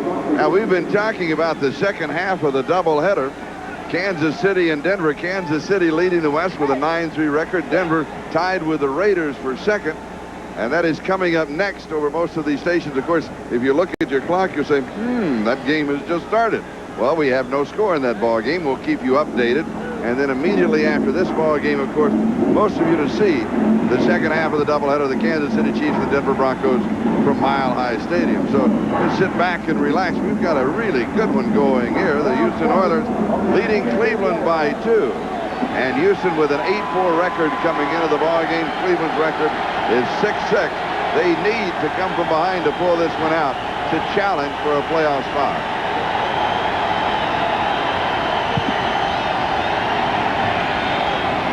And Testaverde sets and fires far side, a little off target. He's going to Mark Carrier, so it will be second down. The Giants defeat the Colts 20-6. That is now a final. Tampa Bay defeats Chicago by 3, 13-10. Big upset. Buffalo comes from behind to defeat Philadelphia, and so the Bills stay in the race. The Rams defeat the New Orleans Saints by a score of 23-20. This is kind of an upset Sunday. New England over Cincinnati 7-2. That was an upset. I think either ball club that won. That's an upset. No. 7-2. And here is Metcalf. He kind of cruises out to the 33-yard line. By the way, congratulations to Charlie Ward on winning the Heisman. Not a surprise. Had a chance to meet him and talk with him before the Florida State Notre Dame game, and what a really class young man he is, in addition to being an outstanding football player and having a great season. Yeah, I think that, the concept of nice guys finish last doesn't apply to Charlie Ward. First-class guy. Third down and 3 for Cleveland. And now the crowd into it here in the Astrodome.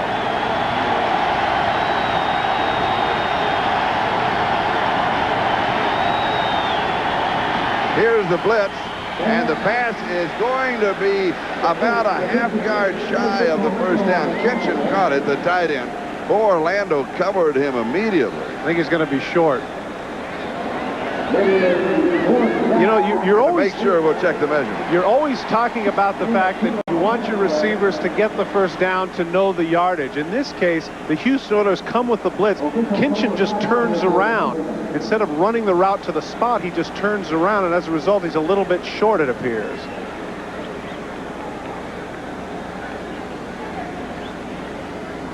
And there is the measurement, and as you can see, it is short. Now, why are the Houston Oilers blitzing so much? Well, we asked Buddy Ryan that, and yesterday, here's what he had to say. It's hard to throw when you have tears in your eyes. If you sack the quarterback and put enough pressure on him, it does make it difficult, and that works both ways, because I'll tell you one thing, the Cleveland Browns have been putting a lot of pressure on Warren Moon in this ballgame. And just like they went for the onside kick, they're going for it here. They don't want to give the ball back to the Houston offense. But I wouldn't look for the trick play here like they did last time with a halfback pass. I would look for them to go for it. This year on fourth down, coming into this game, they were 8 out of 9, best in the National Football League. Today, they didn't get it. And their one attempt on fourth down.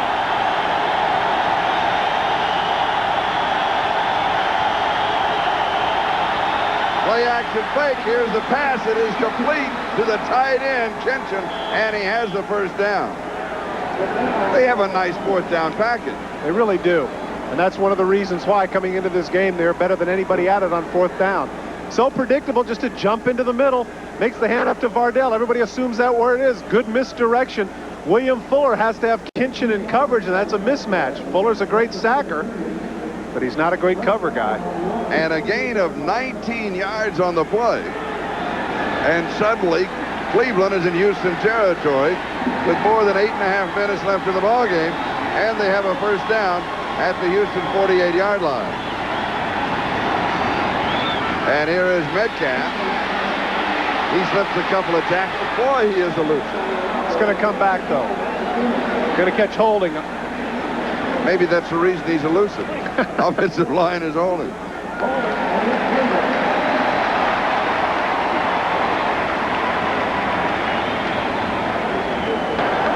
Holding, number 88, offense. That's the tight end, Brian 10 Kitchen. yard, first down. Well, Brian Kitchen gives and he takes away after the big 19-yard catch on fourth down. Hooks Bubba McDowell. gets a piece of his arm, and he can't make the tackle, and the official caught him. He's got to be a tired guy today, not only running the routes, but as we mentioned earlier, snapping for punts, which means he has to cover punts, and then snapping for field goals and taking the shots of those 280-pound guys in between the tackles. This has got to be one of the most penalized games that we've had this year. Yeah.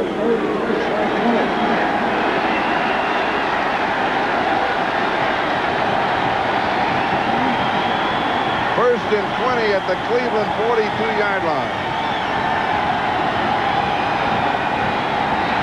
Blitz coming from the outside. Pass is complete to Kitchen. He is dropped immediately by Bubba McDowell.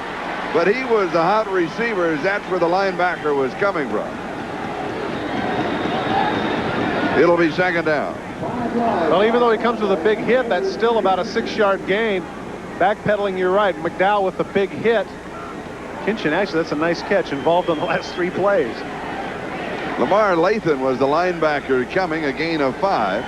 So it'll be second down and 15, and we have 7.5 minutes left in this ball game.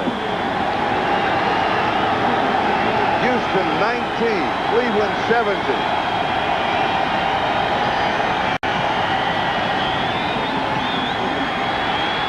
And here's the screen to Metcalf, and he is tripped up. Big play. Bubba McDowell, big play. If McDowell does not make the play, Metcalf may have 20 yards. That's exactly right. Cleveland had an effective screen earlier. Remember with Leroy Horde. Watch the right of your screen. Metcalf tries to get lost, comes out to the left. Watch McDowell cutting in. The blocker gets to him, but look at he trips him up right there, and you can see there's some blockers out in front. It would have been a big gain. Now instead, 3rd and 15. A lot of artificial turf out in front for him to roam through.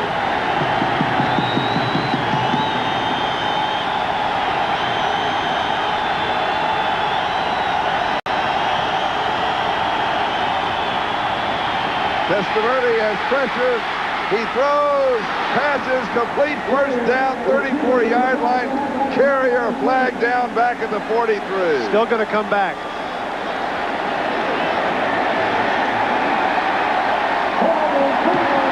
Holding against Cleveland.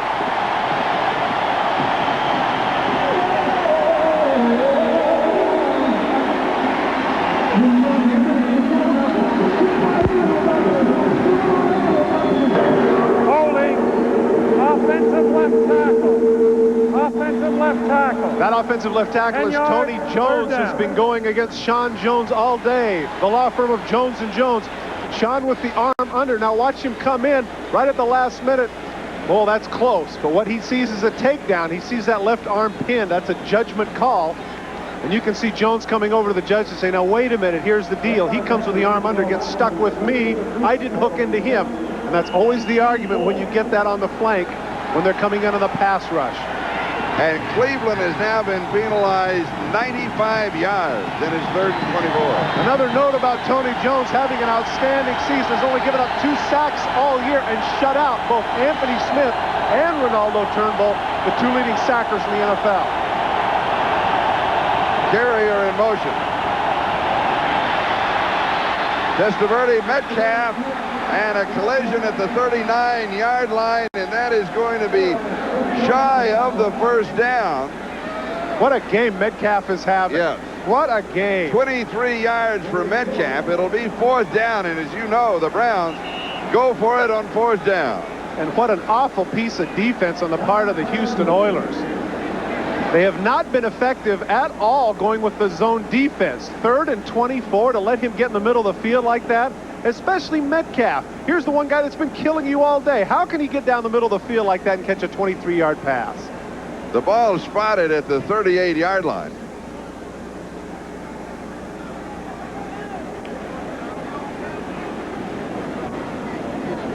And they're unhooking the change on the far sideline. They had to get everybody back so they could bring it out for the official measurement. 5 minutes and 39 seconds. That is the time remaining. I thought he came up about a half a yard short, and that's about the call. Now remember, on 4th down in this ball game, they are 1 for 2. Both have been passes. One was a Leroy Horde pass to Clarence Williams that he overthrew it. And the other was a pass from Testaverde to Kitchen. Left of your screen, they have it in man coverage underneath the deep zone. Now, what are you doing? Why is Michael Barrow with him man for man in the middle of the field? You should have at least had him double teamed in that case. That's the man that's been killing you. That's the man that has over 200 total yards today. Metcalf, all-purpose yardage, rushing, receiving, returning, 215 yards.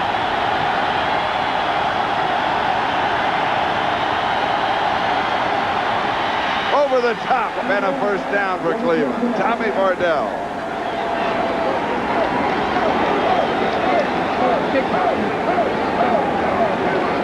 The Browns making great plays, and they self-destruct in their own penalties. They come right back to pick up an unbelievable first down. Cutting over the top, we mentioned that Vardell had not made much of a contribution today, but he certainly comes through on a big 4th and 1. And don't forget, a moment ago it was 3rd and 24. Now a first down at the Houston 35. And Matt Stover has hit from 53 yards away on a field goal in this direction. Little play action fake. Testaverde goes deep, has a man down the sideline. It is caught, hit, and out of bounds. It's Keenan McCardle, and it is incomplete. They'll bring it back as we go to New York for an update. All right, Charlie, a short time ago in Philadelphia, after Buffalo's 10-point comeback gave them a 10-7 lead, Matt Barr tries to tie the game for Philly on the last play, and as the gun sounds, the kick falls short of the goalpost. Buffalo holds on to win 10-7. Because of the length of your game, we're recommending our viewers get the score from tomorrow's Today Show, Charlie and Todd. We are continuing our overnight coverage here from the Astrodome. We still have 4.5 minutes to go in the ballgame. And here is Metcalf. He ran into trouble, and then he just came down. That's a bigger play than realized here. Okay, he's going to have about a 4-yard gain. They set it up on the 38-39-yard line. Now, if Cleveland were to be incomplete, they're going to have to try a 56-yard field goal, as it was before. If that play would have got its standard 2 or 3 yards, then they're definitely in field goal range. Big third down here for the Browns. 3rd down and 13. The line of scrimmage, the 38-yard line. Matt Stover, 1 for 2. He is hit from 53. He missed right from 46. That was going the other way. Big decision, too, on the part of this man. Does he want to force him farther back, or is he going to just concede field position with a 5 or 6 yard gain? They wanted a little swing pass in the right flat to Metcalf, but he got jammed up inside and couldn't get out. They're going to try it. So Matt Stover, his longest this year, earlier today, 53 yards. And this one will be from about the 46. So it'll be a 56-yard attempt. Only 3 more, and when he nailed the first one, he carried the distance. Well, this is almost 57 yards. He is really going to have to get some leg into this. And that loss on the part of Lamar Latham now is going to be a big deal if this comes up short. Officially 56 yards, drifting right, and it is no good. Boy, he had the distance. It was long enough. Houston has the ball when we come back.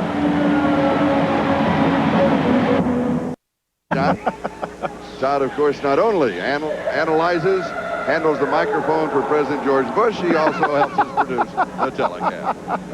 But you were right, because Todd did catch that going in, is that they did call timeout right before the 2-minute warning. And so what, of course, that means is that Houston will run one more play. They'll reset the clock at 2:02, and then they'll get the official 2-minute warning, which will stop the clock again at the end of the play. And what that also means now for Houston is that Warren Moon could surprise everybody in the building and throw the ball, because now the clock's going to stop regardless. The ball at the Cleveland 42-yard line. The score is Houston 19 and Cleveland 17. Here's a look at the rushing yardage, and most important, the time. Now, that clock has not been reset, as obviously you can see. but the clock The real clock is running, and we've been here forever. Well, it's a long ball. Actually, Got that right. Houston had a long ball game last week, did they not? 3 hours and 40-some-odd minutes. But it's a nice afternoon here Both in the teams Astrodome. have all 3 timeouts left. Both teams have all 3 timeouts left. Well, now that's contradictive of what he said. That's right. There's no way they can have all 3 timeouts No, left. he If made they call the other. timeout. Of course, that man's not going to beef about it. Then what he is saying is that they are going to go with a 2-minute warning.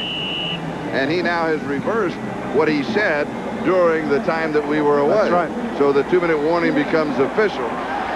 And both teams have 3 timeouts remaining. Now look for Gary Brown.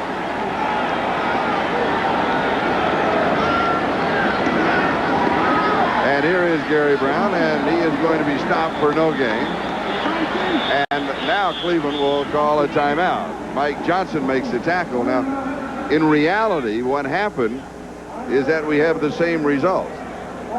If they stop the clock, now this would have been the 2-minute warning, so the clock would have been stopped anyway, and Cleveland would have 2 timeouts remaining. So we have 1:53. That is the official time, and we will step aside one more time. Don't go away. We'll be back to the Astrodome.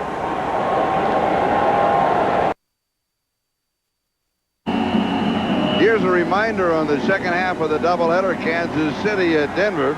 Joe Montana with a touchdown pass. The Chiefs are up 7-0 with 10 minutes to go in the first quarter of that ball game. Here we've got 1:53 left.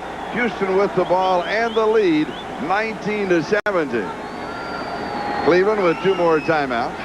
And here is Brown around the corner. He's got the first down and out of bounds. The good news is he's got the first down at the 30-yard line. He'll pick up 13. The bad news for the Oilers, he does stop the clock with 1:46. But the first down outweighs stopping the clock.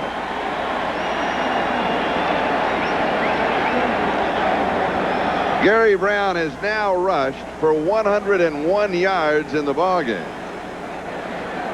Once again, easy to second guess, but he should have run for 100 yards about a quarter and a half ago. What a weapon they have in number 33. First down at the 30-yard line. And here he comes again. And there's nothing there. And Cleveland will take their second timeout. They'll have 1 timeout remaining. And we'll step aside with 1:38 left. And Houston up by 2, 19-17.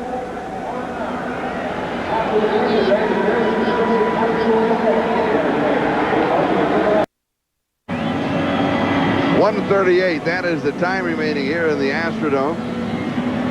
Houston leading by 2. Timeouts remaining. Cleveland has 1. The Houston Oilers have 3. And meanwhile, in Mile High Stadium, Denver with a field goal, and Kansas City now leads in the first quarter, 7-3. Again, that's the second half of the doubleheader.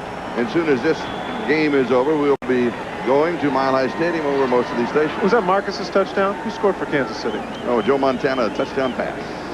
Oh, it still could have been Marcus. It wasn't. Okay, just checking. You got it. Everybody's making the big deal about Jerry Rice catching up to Jim Brown. You know, Marcus isn't that far behind. That's right. About 10 touchdowns or so behind, something like that. Second down and 10, 30-yard line.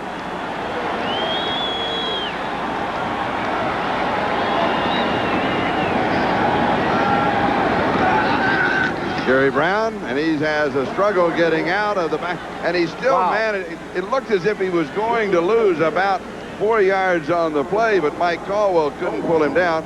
Did a little circle route back out to the 31-yard line. Now this is interesting because one of the things that you try and get your backs to do here, they're evidently they're going to save their last time out for after this play. 21 seconds and counting on the play clock. Interesting decision. Yeah. I would have thought they would have to use it right away. Third down and 11. Now 10 seconds on the play clock. He'll use it all. And here is Brown. And he slides through and just keeps going. Wow. Going to be 4th down and a couple. Del Spear and Eric Turner finally bring him down. But it looked as if Cleveland had him stopped with a gain of about a yard. He picks up 6 or 7, a total of 109 yards rushing. And now the Browns use their last timeout with 45 seconds left in the ballgame.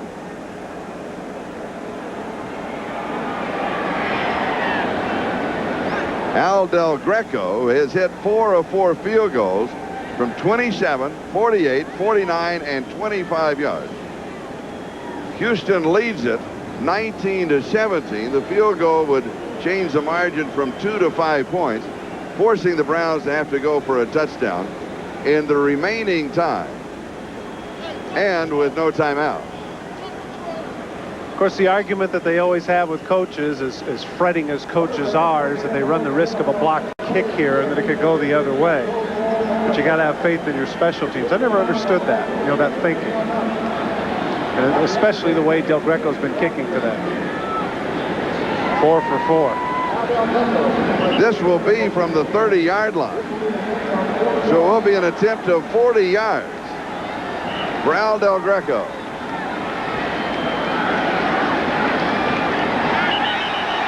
And that is going to cost the Cleveland Browns a first down. It was 4th down and about 3. Encroachment, 59 defense. Goodness. Mike Johnson across the neutral zone makes contact. That's automatic. You would have expected that from a rookie, Charlie, but not Mike Johnson, their Pro Bowl middle linebacker. The thing that's foolish about it too is that what difference does it make if he draws the guy off sides? What difference does it make? That's crazy. Take a look at the bottom, number 59, right in the middle. Right there, he jumps off sides and makes collision with David Williams. Oh boy, terrible mistake, and you can see the reaction of Bill Belichick. Unbelievable. And the Browns have been penalized 100 yards in this ballgame.